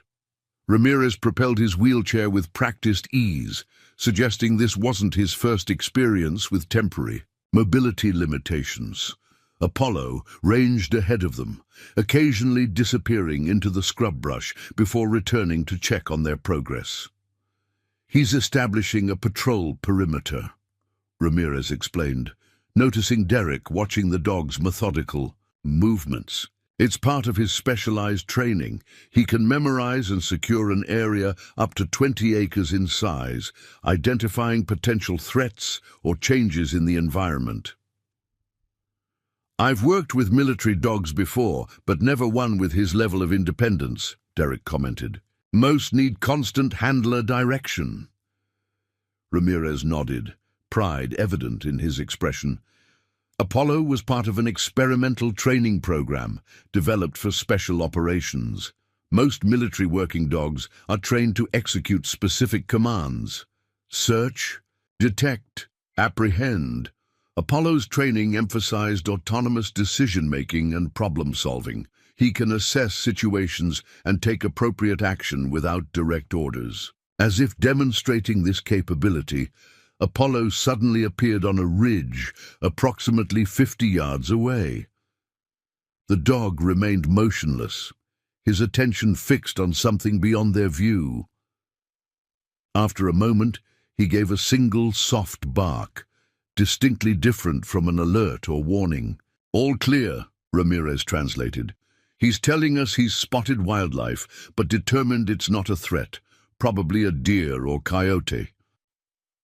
Derek found himself impressed despite his natural reticence. That level of communication is remarkable. It goes both ways, Ramirez said, his voice softening. During operations, I learned to read the most subtle changes in his body language. A slight shift in ear position, the tension in his shoulders, even his breathing pattern, all communicate specific information about what he's detecting. They continued along the path, the conversation flowing more naturally as Apollo served. As both subject and buffer, Ramirez shared stories of their deployments, those parts that weren't classified, and the training process that had created their exceptional partnership.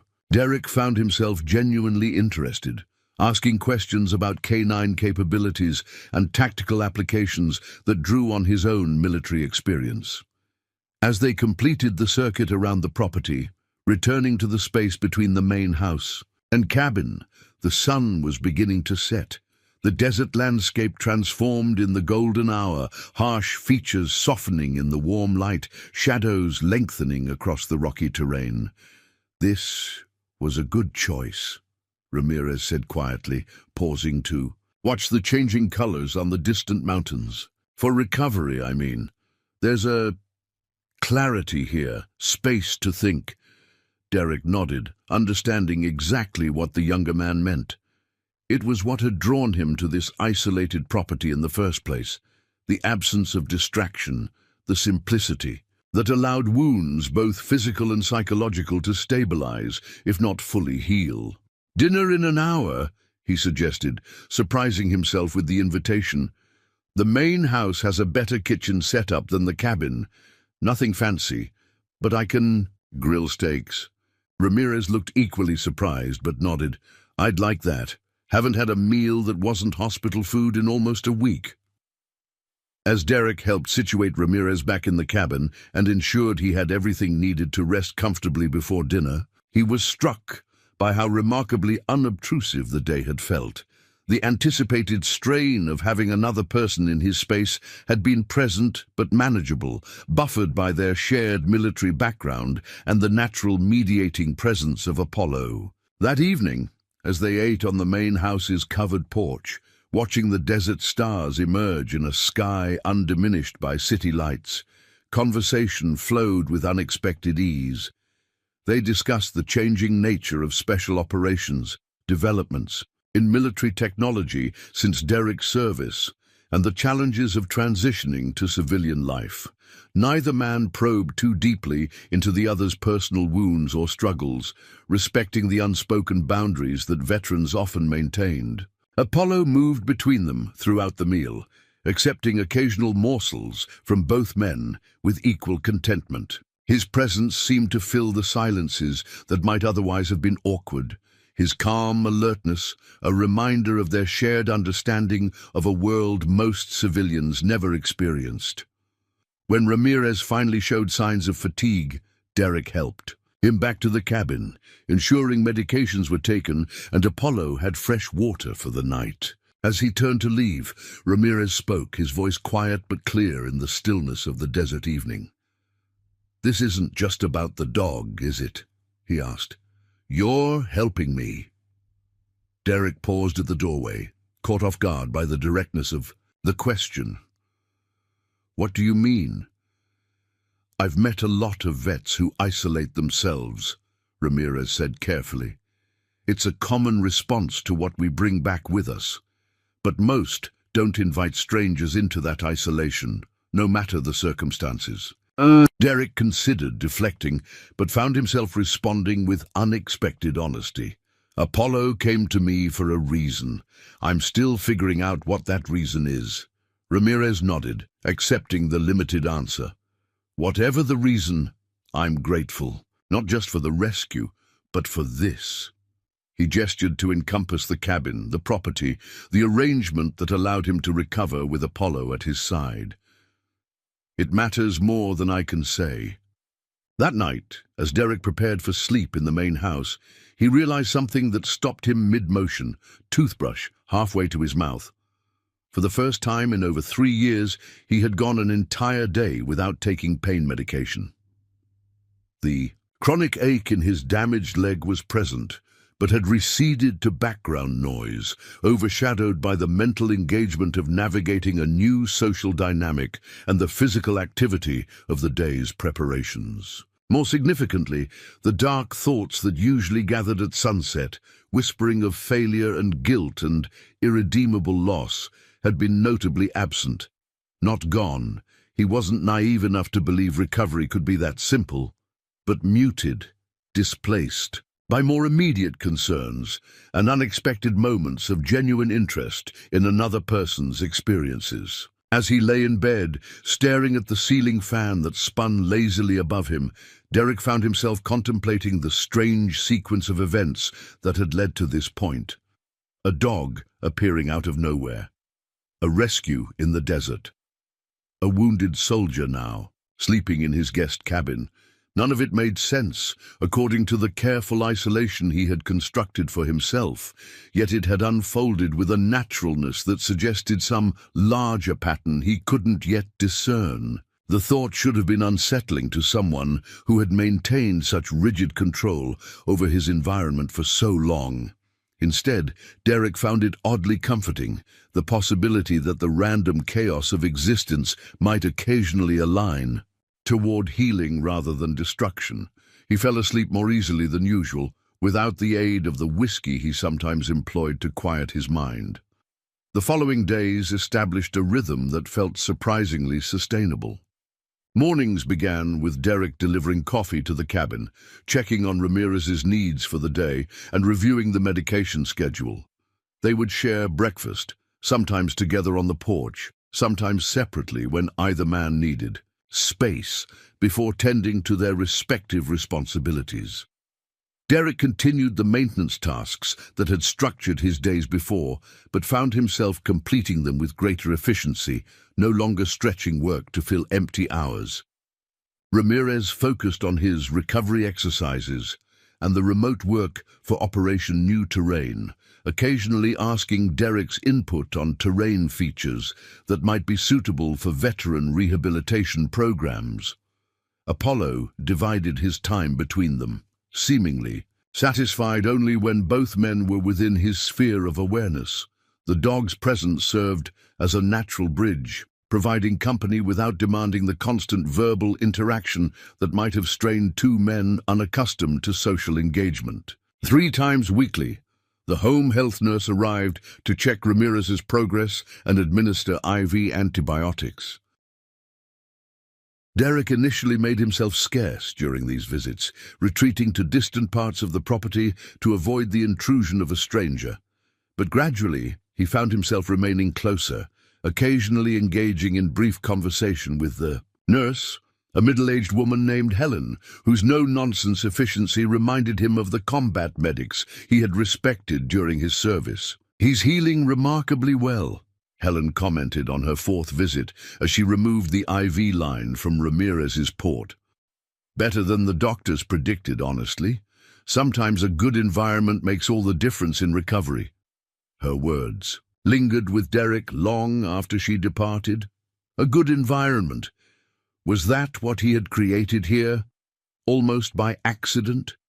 The thought was simultaneously gratifying and disconcerting, gratifying because it suggested he had something of value to offer, disconcerting because it implied a responsibility he wasn't sure he was ready to accept. On the 10th day of their arrangement, Colonel Hargrove arrived for a visit, his government SUV raising a plume of dust visible from miles away on the desert road.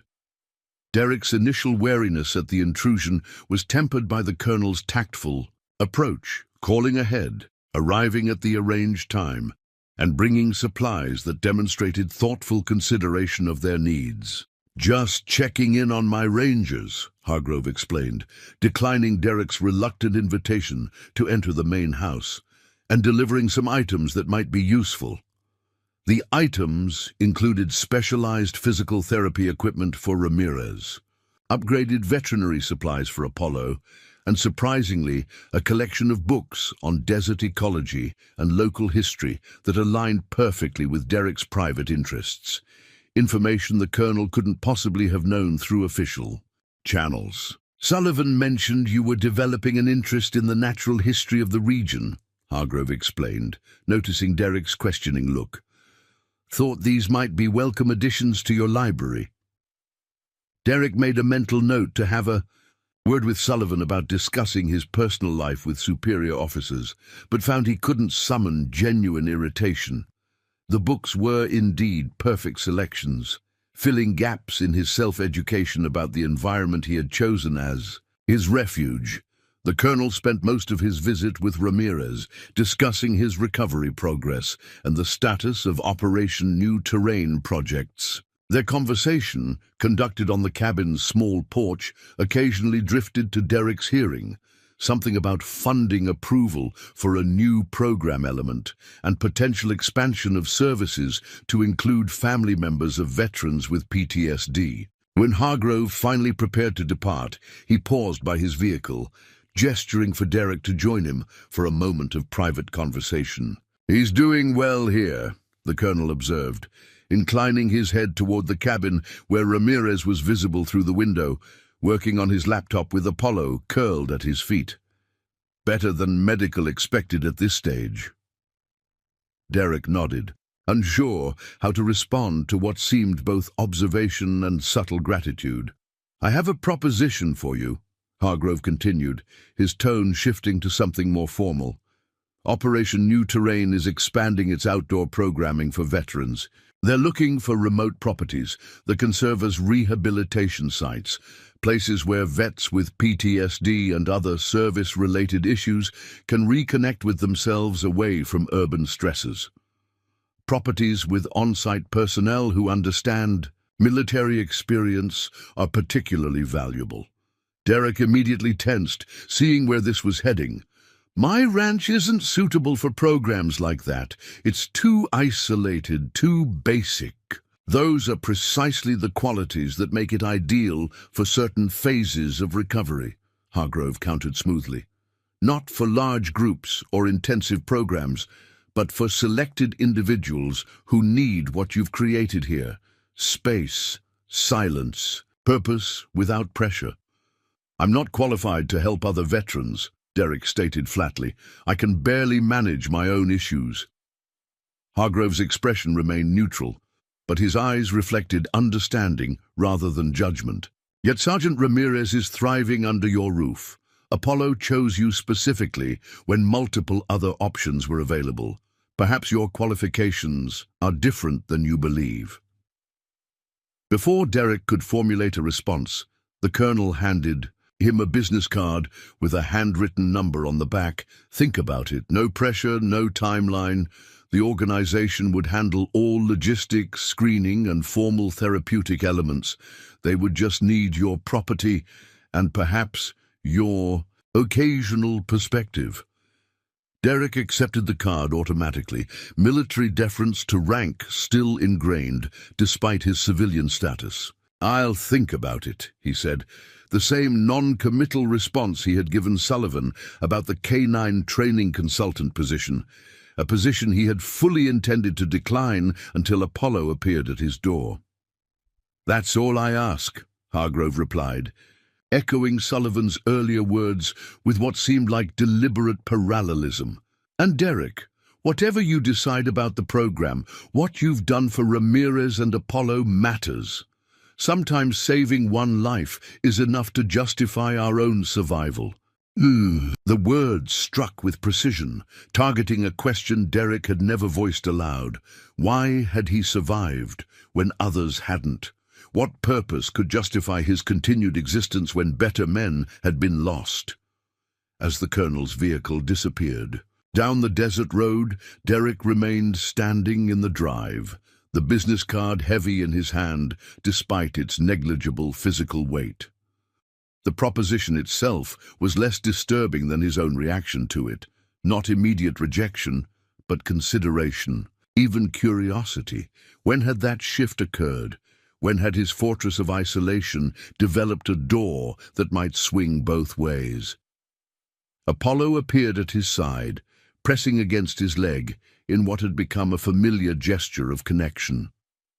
The dog looked up at him with those intelligent eyes that seemed to see past all defenses, then turned his gaze toward the mountains on the horizon. "What do you see out there, boy?" Derek murmured, following Apollo's line of sight to the distant peaks, now bathed in the golden light of late afternoon. The answer came not from the dog, but from within himself, a quiet realization that settled with unexpected rightness, possibility. For the first time in longer than he could remember, Derek Winters was looking at the horizon and seeing not just empty distance, but potential paths forward. He tucked the colonel's card into his pocket and turned back toward the cabin, where Ramirez was waiting to discuss plans for the expanded physical therapy regimen that would begin tomorrow. One step at a time, Derek reminded himself. The horizon would still be there when he was ready to move toward it, but for now, there was dinner to prepare, medications to organize, and two unexpected companions who had somehow breached the walls of his isolation and shown him that survival alone was not enough. Perhaps, just perhaps, it was time to discover what might lie beyond mere survival. Apollo trotted ahead of him, looking back with what Derek could have sworn was approval, as if the dog had known all along what Derek was only beginning to understand. Healing rarely happens in isolation, and purpose often finds us when we least expect it, sometimes carried by the most unlikely messengers. 2 weeks into Ramirez's stay at the ranch, the comfortable routine they had established was disrupted by an unexpected complication. The morning had begun like any other. Derek delivered coffee to the cabin, they reviewed the day's medical schedule, and Apollo performed his methodical patrol of the property perimeter. The late June heat had intensified, prompting them to shift outdoor activities to the early morning and evening hours. Derek was in his workshop behind the main house repairing an irrigation pump when he heard Apollo's alert bark. 2 sharp sounds followed by a distinctive whine that Ramirez had explained indicated non-threatening but significant activity. Moments later, his satellite phone rang. "There's a vehicle approaching," Ramirez reported, his voice tense. "Civilian SUV moving fast. Apollo spotted it before I could see the dust trail." Derek stepped outside, shielding his eyes against the morning glare. Sure enough, a plume of dust rose from the access road, marking the approach of a vehicle moving at imprudent speed for the rough terrain. Few people had reason to visit his property, and fewer still knew of Ramirez's presence there. The unannounced arrival set off warning bells honed by years in combat zones. "Stay in the cabin," Derek instructed, military authority returning to his voice. "I'll handle this." He moved to the front of the property, positioning himself where the access road met the circular drive. Apollo had already taken up position. Halfway between the drive and the cabin, his posture alert but not aggressive. The dog's tactical training was evident in his positioning, close enough to respond to a threat, far enough to maintain situational awareness. The vehicle came into view, a late-model SUV with rental car plates, dust-covered but otherwise unremarkable. It slowed as it approached the final turn, then pulled to a stop several yards from where Derek stood. For a moment, nothing happened. Then the driver's door opened, and a woman emerged. She was in her early 30s, with dark hair pulled back in a practical ponytail and the lean physique of someone accustomed to physical activity. Her clothing, hiking pants, breathable long-sleeved shirt, sturdy boots, suggested preparedness for desert conditions. Nothing about her appearance indicated threat, yet Derek maintained his guarded stance. "Major Winters," she called, remaining beside her vehicle. "I'm Dr. Megan Diaz, Operation New Terrain. I'm looking for Sergeant Ramirez." Derek's tension eased slightly at the organization's name, but suspicion remained. "Do you have identification?" he asked, not moving from his position. She nodded, reaching slowly into her shirt pocket and producing a laminated card with the Operation New Terrain logo, her photograph, and credentials identifying her as the organization's Director of Therapeutic Programs. She held it up for inspection, without approaching. "Colonel Hargrove said you might be cautious," she added, a hint of understanding in her tone. "He asked me to mention Operation Copper Dune as verification. The code name of a classified mission from Derek's final deployment, something only someone with appropriate clearances and a direct connection to Hargrove would know." Derek relaxed marginally, though years of ingrained vigilance didn't disappear. With a single verification. "Why are you here unannounced?" he asked, finally closing some of the distance between them. Dr. Diaz's expression shifted to one of concern. "It wasn't meant to be unannounced. Colonel Hargrove was supposed to call ahead, but apparently there was a miscommunication. I'm here about the Thunder Basin situation." Derek frowned. "What situation?" "You don't know." She seemed genuinely surprised. "The Thunder Basin Veterans Retreat was evacuated yesterday. Flash flood warning. The facility where 3 of our programs were running, including the one Sergeant Ramirez was developing before his accident." As she spoke, Apollo had approached, circling the visitor at a respectful distance, his assessment clearly ongoing. Dr. Diaz remained still, allowing the inspection with the composure of someone familiar with working dogs. "We have 37 veterans and 12 staff temporarily housed in Phoenix hotels," she continued. "It's far from ideal for the therapeutic process. Colonel Hargrove suggested we might be able to relocate at least some of the critical cases here, given the circumstances." Derek felt a surge of alarm at the implication. His isolated sanctuary, already stretched by accommodating Ramirez and Apollo, could not possibly absorb dozens of additional people. The very thought sent anxiety coursing through him. "That's not possible," he stated flatly. "This property isn't equipped for large groups." Dr. Diaz held up a placating hand. "Not large groups. We're talking about 3 veterans, our most vulnerable cases, who are particularly struggling with the displacement and urban environment, just until the Thunder Basin situation is resolved, which should be less than 2 weeks, according to the Army Corps of Engineers." Before Derek could respond, Apollo gave a soft woof and turned toward the cabin. Ramirez was approaching in his wheelchair, clearly having decided to investigate despite Derek's instruction to stay put. His recovery had progressed significantly. He now propelled the chair with confident ease, and color had returned to his features. The specialized leg brace had been adjusted to allow greater movement as the surgical repairs healed. "Dr. Diaz?"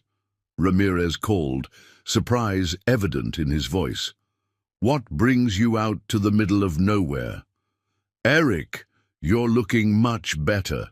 "Than when I last saw you," she replied, relief crossing her features at the sight of a familiar face. "I'm here because Thunder Basin flooded. The entire program's been evacuated." Ramirez's expression shifted immediately to concern. "The veterans, staff, everyone's safe?" "Everyone's out, but it's chaos. We've got combat vets crammed into city hotels, surrounded by tourists and convention guests. 2 have already checked themselves out against recommendation. Jackson had a severe episode in the hotel lobby yesterday." "Jackson Cooper?" Ramirez asked sharply. Dr. Diaz nodded, her expression grave. "He was making excellent progress at Thunder Basin. The disruption and urban environment triggered a major setback. We sedated him, but it's not a sustainable solution." Derek observed the exchange with growing unease. The conversation had rapidly progressed beyond his control, moving toward an outcome he was unprepared to accept. Yet something in Ramirez's evident concern for this Jackson person and the doctor's genuine distress at the situation gave him pause. "We need somewhere for Jackson and a couple of others," Dr. Diaz continued, "just temporarily. Colonel Hargrove thought, given the circumstances, this is Derek's property. Ramirez interrupted, shooting an apologetic glance at Derek. "It's his decision entirely, and it would be a significant imposition, Megan." Dr. Diaz turned back to Derek, her professional demeanor softening slightly. "I understand this is unexpected and unwelcome, but these men are in genuine crisis. The progress they've made in the program is unraveling by the hour in the urban environment. We're looking at all options, but suitable remote locations with appropriate supervision are extremely limited." Derek remained silent, internally conflicted. His instinct for self-preservation warred with the undeniable pull of responsibility toward fellow veterans in crisis. He had created this sanctuary specifically to escape such obligations, to create a space where no one's well-being depended on his potentially flawed judgment or damaged capabilities. Apollo, who had been observing the exchange from a neutral position, suddenly approached Derek and pressed against his leg in what had become a familiar gesture of support. The dog's steady presence seemed to ground him, providing a moment of clarity amid the turbulent emotions. "3 veterans?" he finally asked, his voice measured. "For how long exactly?" 10 days, maximum, Dr. Diaz replied promptly. "The Army Corps estimates 1 week to secure the Thunder Basin facility, but we're allowing buffer time. They would be accompanied by appropriate therapeutic staff, 1 counselor who would rotate shifts with me. We would handle all logistics, supplies, and primary care." Derek looked to Ramirez, whose expression remained carefully neutral despite his obvious concern for the displaced veterans. "You know these men?" Derek asked. Ramirez nodded. 2 of them. Jackson Cooper was in my unit during my 2nd deployment. Severe PTSD, traumatic brain injury. He was making real progress at Thunder Basin after failing in 3 conventional treatment programs. And Carter Williams, former Navy SEAL, lost both legs below the knee. Struggles with phantom pain and adjustment. Good men, both of them. The simple assessment carried weight coming from Ramirez, whose judgment Derek had come to respect over the past weeks. Still, the prospect of opening his sanctuary to strangers, damaged strangers with unpredictable needs and reactions, sent cold apprehension through him. "I need to think about this," Derek said finally. "It's not a simple decision." Dr. Diaz nodded, respect evident in her expression. "Of course. Could I at least explain the situation to Sergeant Ramirez more fully? Perhaps over coffee? I've driven 4 hours to get here." The reasonable request was difficult to refuse without appearing unnecessarily harsh. Derek nodded stiffly. "The cabin has a kitchenette. I'll be in the main house if you need me." As Dr. Diaz and Ramirez moved toward the guest cabin, Apollo hesitated, looking between Derek and the retreating pair as if uncertain which human required his presence more. The dog's division of loyalty was yet another small indicator of how much had changed in the short weeks since his arrival. "Go with them," Derek said softly. "I'm fine." Apollo tilted his head, apparently assessing the truth of this statement, before trotting after Ramirez and the doctor. Derek watched them go, feeling strangely abandoned despite having engineered the separation himself. In the solitude of the main house, Derek paced restlessly, his damaged leg protesting the unusual activity. The request had disrupted the delicate balance he had established. Not just the practical aspects of having more people on his property, but the psychological equilibrium he had managed to maintain since Ramirez's arrival. He moved to the window, watching as Dr. Diaz and Ramirez conversed on the cabin's small porch. Their body language suggested an easy professional rapport, likely developed during their work together at Operation New Terrain. Apollo lay at Ramirez's feet, apparently content, but still maintaining visual awareness of his surroundings, including regular glances toward the main house where Derek stood. Derek's satellite phone rang, interrupting his thoughts. The caller ID displayed Sullivan's name. timing that seemed suspiciously convenient given the morning's developments. "Hargrove called you," Derek stated flatly upon answering, skipping any greeting. Sullivan's chuckle confirmed the assumption. "He mentioned there might be a situation developing. Thought you could use a friendly perspective." "I don't need perspective. I need people to respect boundaries," Derek replied, irritation evident in his tone. "My property isn't a fallback option for military programs." "Fair enough," Sullivan conceded easily. "Nobody has the right to volunteer your space. But since you're already considering it," "Who says I'm considering it?" "The fact that you didn't immediately kick the doctor off your property," Sullivan replied, with the insight of long acquaintance. The Derek Winters of 3 months ago would have shut this down before the conversation started. The observation was uncomfortably accurate. Derek had changed gradually and almost imperceptibly since Apollo had appeared at his door. The rigid isolation that had been his only coping mechanism for years had developed small but significant breaches. First, Apollo, then Ramirez, then the home health nurse, and even occasional interactions with Colonel Hargrove. "It's still not happening," Derek insisted, though with less conviction than he intended. 3 traumatized veterans with complex needs in my space? It's a recipe for disaster. "Maybe," Sullivan acknowledged, "or maybe it's an opportunity to make a difference for guys who are where you were 3 years ago, guys who might not find their way back without the right environment at the right time." The simple statement struck deeper than Sullivan could have known, echoing Derek's own reluctant awakening to purpose beyond mere survival. The weeks with Ramirez and Apollo had demonstrated that healing was possible, that connection, even limited, careful connection, could be sustainable rather than depleting. "I'm not qualified to help them," Derek argued, voicing his deepest fear. "I'm barely functional myself most days." Sullivan's response came with the straightforward honesty that had characterized their friendship since their first deployment together. "The fact that you believe that is exactly what makes you qualified.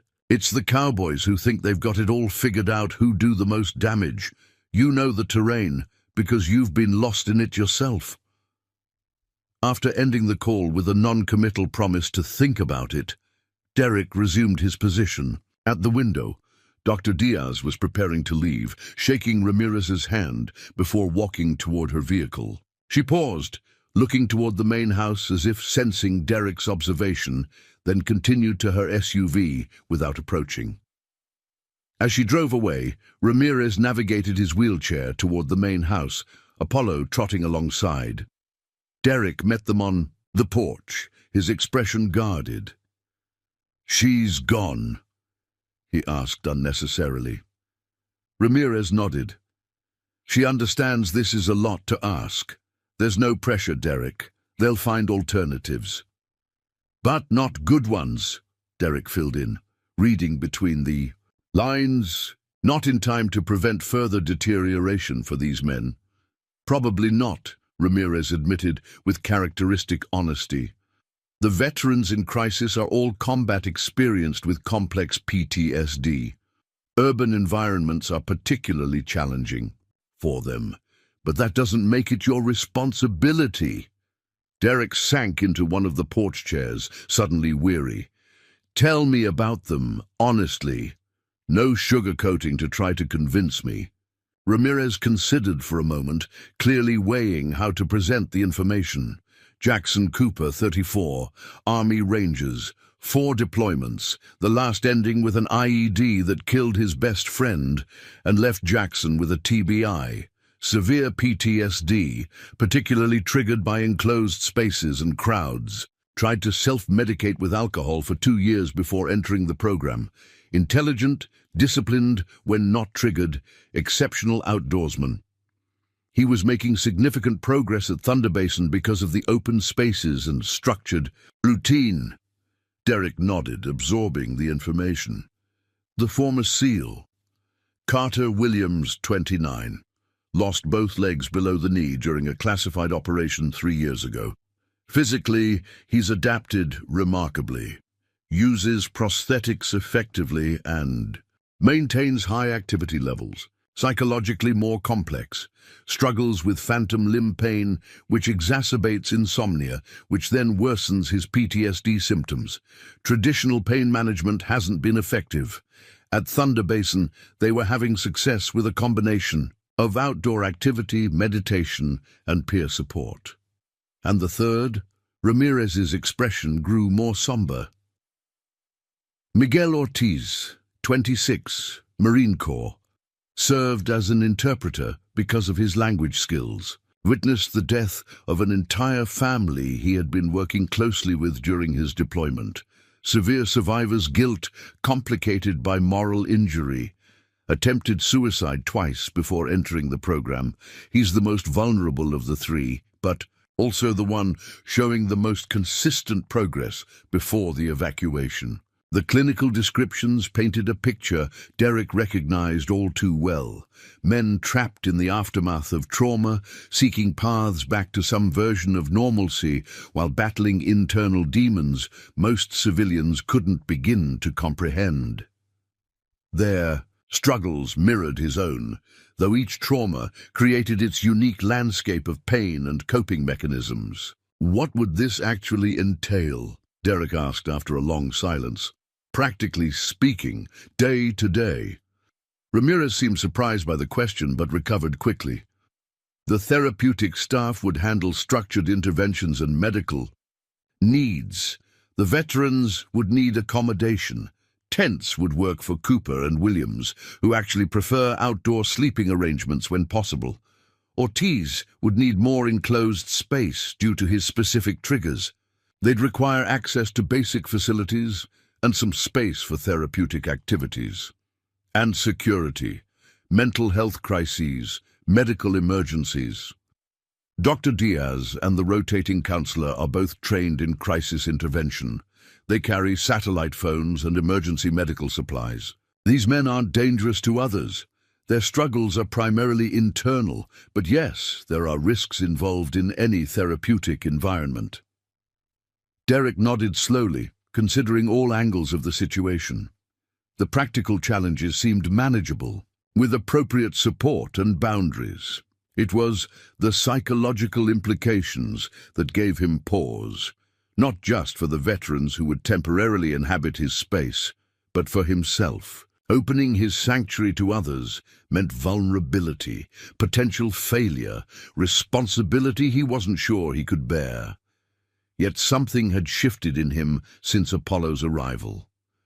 The dog had breached his defenses first, followed by Ramirez, each bringing unexpected elements of connection back into his carefully isolated existence. And rather than depleting him as he had feared, these connections had begun to restore something essential that he hadn't realized was missing. Apollo, who had been watching the exchange attentively, suddenly rose and moved to the edge of the porch, his posture alert but not alarmed. A moment later, Derek heard it too, the distant rumble of approaching vehicles. Ramirez frowned. "Are we expecting someone else?" "No," Derek replied, standing to get a better view of the access road. 2 dust plumes appeared on the horizon, marking the approach of vehicles moving at considerable speed. Derek's instinctive wariness returned, heightened by the earlier unexpected visit. He moved into the house and emerged moments later with binoculars and, though he tried to conceal it from Ramirez, his sidearm secured at the small of his back. Through the binoculars, he identified the lead vehicle as Colonel Hargrove's government SUV. The second was a nondescript van with government plates. Their rapid approach suggested urgency that contradicted Dr. Diaz's assurance of no pressure regarding the Thunder Basin situation. "It's Hargrove," Derek informed Ramirez, his tone neutral despite his internal concern at this development. "And another vehicle." Ramirez's expression reflected surprise and what appeared to be genuine confusion. "That wasn't planned as far as I know." Dr. Diaz didn't mention Hargrove following her. The vehicles pulled into the circular drive, raising clouds of dust that momentarily obscured their occupants. When the air cleared, Colonel Hargrove was approaching the porch with quick, purposeful strides. His expression carried none of the careful diplomacy of his previous visit. Instead, it showed the focused intensity of an officer in crisis management mode. "Major Winters, Sergeant Ramirez," he greeted them with brisk formality. "I apologize for the unannounced arrival, but we have a situation that couldn't wait for protocols." Before Derek could respond, the side door of the van slid open, and a military medic emerged, supporting a young man who was clearly in distress. The man, barely more than a boy, really, moved with the careful deliberation of someone fighting to maintain control. His eyes darted around the unfamiliar environment, his breathing rapid and shallow. Miguel Ortiz had a severe crisis episode after Dr. Diaz departed Phoenix, Hargrove explained quickly. The hotel environment became untenable. We had to remove him immediately for his own safety and that of others. The sedatives are wearing off, and he needs a stable, quiet environment immediately. Derek stared at the young Marine, recognizing the signs of someone on the edge of psychological collapse. The hypervigilance, the controlled breathing, the way he scanned continuously for threats, all painfully familiar from Derek's own worst days after returning from deployment. "You should have called ahead," Derek said, the words emerging more harshly than intended. "This isn't appropriate." "There wasn't time," Hargrove replied, lowering his voice. "He attempted to harm himself in the hotel room. We intervened, but he's refusing further medication. The VA psychiatric unit is at capacity, and a standard hospital would do more harm than good in his state. I made a judgment call." The colonel's gaze was steady, reflecting both authority and a silent appeal to Derek's understanding of the situation. 5 minutes. That's all I'm asking. Let the medic bring him to the guest cabin porch. Let him experience the quiet, the space. If you still want us to leave after that, we'll go." Derek felt caught in an impossible position. The arrival of a veteran in active crisis violated every boundary he had established for his protected space. Yet, turning away, someone clearly suffering, someone whose experiences and struggles mirrored his own, felt equally impossible. Apollo, who had been observing the situation with alert attention, suddenly moved away from Derek's side. The dog approached the young Marine slowly, his posture deliberately non-threatening. When he reached Ortiz, Apollo sat directly in front of him, looking up with steady attention that seemed to cut through the young man's distress. To everyone's evident surprise, Ortiz's frantic scanning stopped, his focus fixing on the dog. His breathing, which had been rapid and shallow, began to slow. After a moment, he carefully extended his hand, allowing Apollo to sniff it before, gently touching the dog's head. "That's Apollo," Ramirez said quietly from the porch. "He's one of us. Military working dog, special operations. He understands." Ortiz nodded almost imperceptibly, his hand still resting on Apollo's head. The dog remained perfectly still, providing a focal point amid what was clearly overwhelming sensory input for the young veteran. Derek watched the interaction with conflicting emotions. Apollo's intuitive response to Ortiz's distress was remarkable, a demonstration of the dog's exceptional perception and training. But it also created a connection that would be cruel to sever by sending them away. The cabin porch, Derek decided abruptly, just Ortiz and the medic. For now, the rest stays to be determined. Relief flashed across Hargrove's face, quickly, masked by professional composure. "Thank you, Major. Jones, bring him to the cabin porch. Slowly, no sudden movements." The medic guided Ortiz forward, Apollo walking beside them as if he had appointed himself escort. The young Marine moved with careful control, his focus alternating between the dog and the open landscape around him. As they passed Derek, Ortiz's gaze briefly met his, a moment of recognition between two soldiers who had walked similar dark paths. Once they had settled on the cabin porch, visible but at a distance that gave Derek space to process, Hargrove turned to him with grave seriousness. "I apologize for the tactical approach," the colonel said quietly. "It wasn't my first choice, but Ortiz's condition deteriorated rapidly. The urban environment, the confinement, the strangers, all severe triggers for his specific trauma. Doctor, Diaz believed this location might be his best chance for stabilization." Derek maintained a neutral expression, unwilling to show how deeply the situation had affected him. "And the others? Cooper and Williams? Are they also being loaded into vans as we speak?" Hargrove shook his head. "No. They're struggling but stable enough to remain in Phoenix temporarily if necessary. Ortiz was the emergency. The others would benefit greatly from this environment, but they're not in immediate crisis." Derek observed the young Marine, who was now sitting quietly on the cabin porch, Apollo still at his side.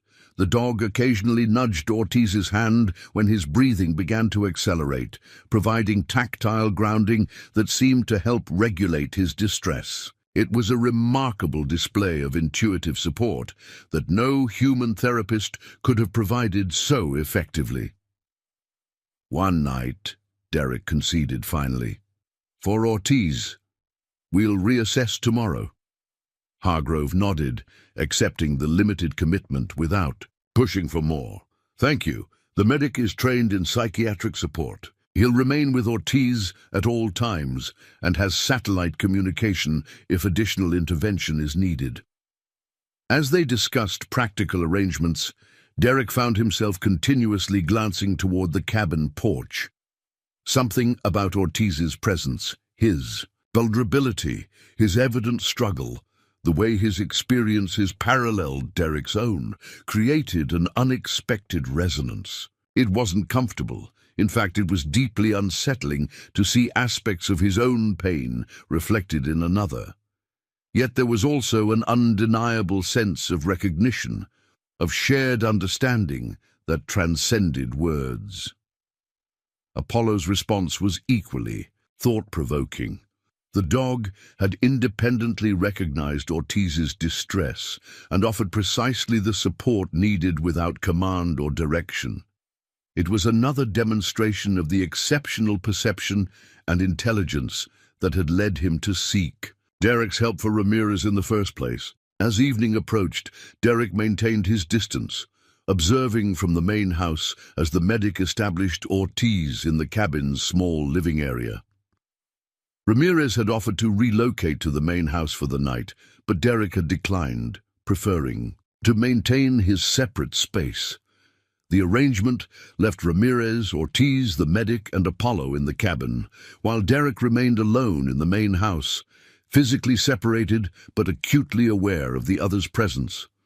Unable to settle, Derek found himself on the main house porch as night fell, watching the cabin where soft light glowed behind drawn curtains. The desert night was clear and cool, stars emerging in brilliant profusion in the absence of light pollution.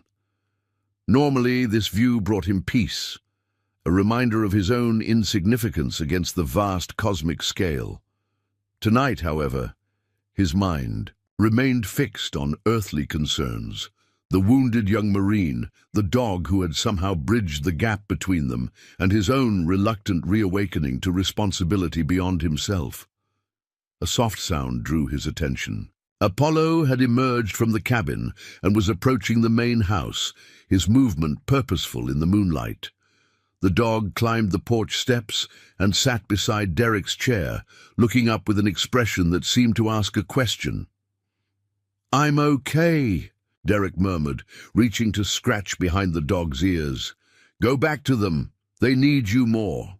Apollo remained, his steady presence a counterpoint to Derek's inner turmoil. After several minutes of companionable silence, the dog rose and moved to the porch steps, looking back expectantly. The invitation was clear, "Come with me." Derek hesitated, his instinct for isolation warring with a growing sense that something important was happening, something that required his participation rather than his observation. Finally, with a sigh that carried the weight of surrendered resistance, he rose and followed Apollo toward the cabin. Through the window, he could see Ramirez and the medic conversing quietly at the small kitchen table. Ortiz sat somewhat apart, his posture still vigilant but less overtly distressed than earlier. As Apollo scratched at the door, Ramirez looked up, surprise evident on his face when he saw Derek behind the dog. The door opened, and Apollo immediately went to Ortiz, who seemed genuinely pleased to see the dog return.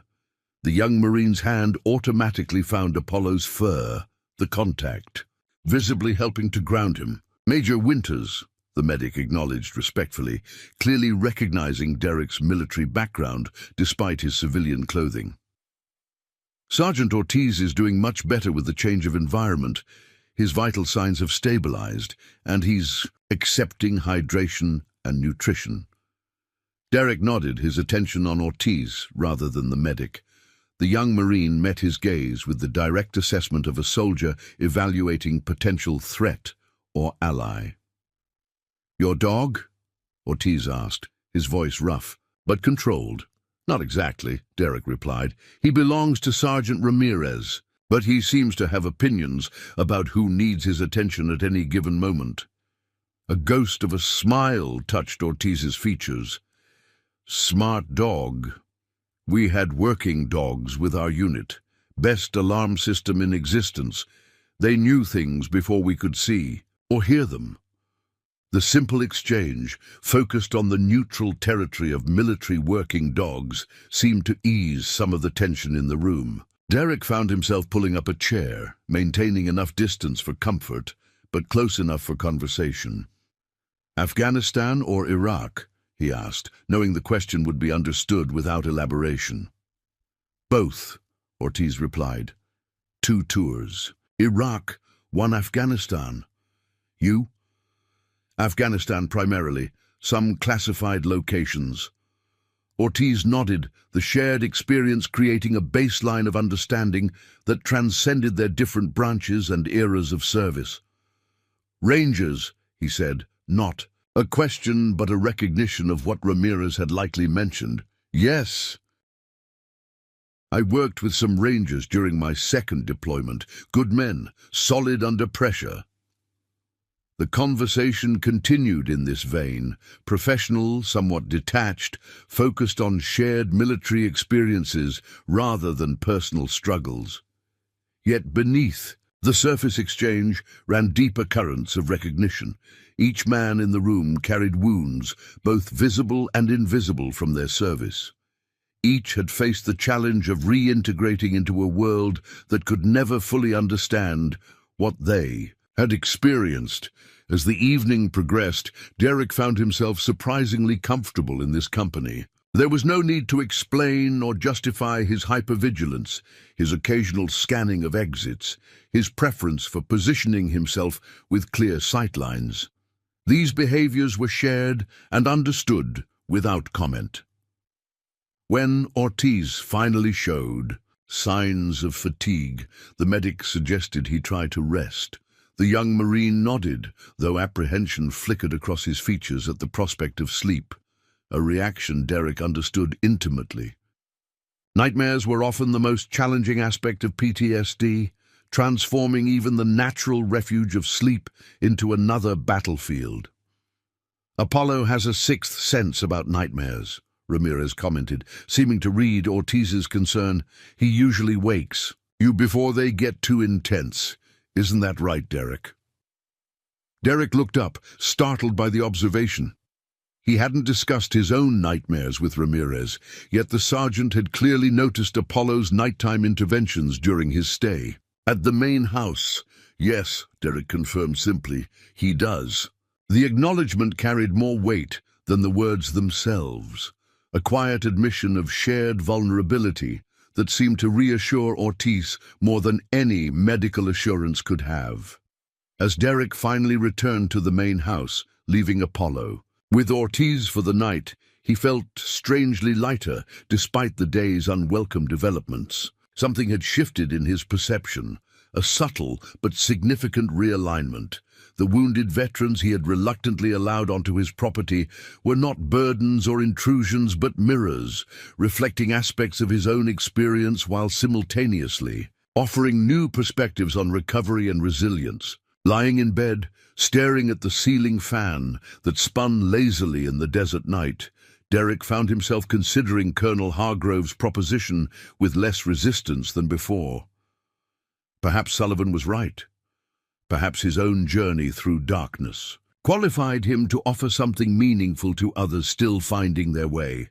The realization wasn't comfortable.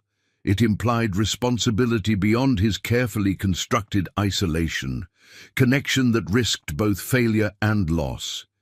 Yet it also offered something he had abandoned hope of finding: purpose. Not merely survival, not just maintenance of an existence, but meaningful contribution to others who understood the terrain of trauma because they had walked it themselves.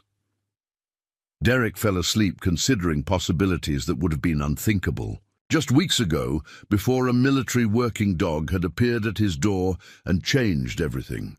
Up next, you've got 2 more standout stories right on your screen. If this one hit the mark, you won't want to pass these up. Just click and check them out. And don't forget to subscribe and turn on the notification bell so you don't miss any upload from us.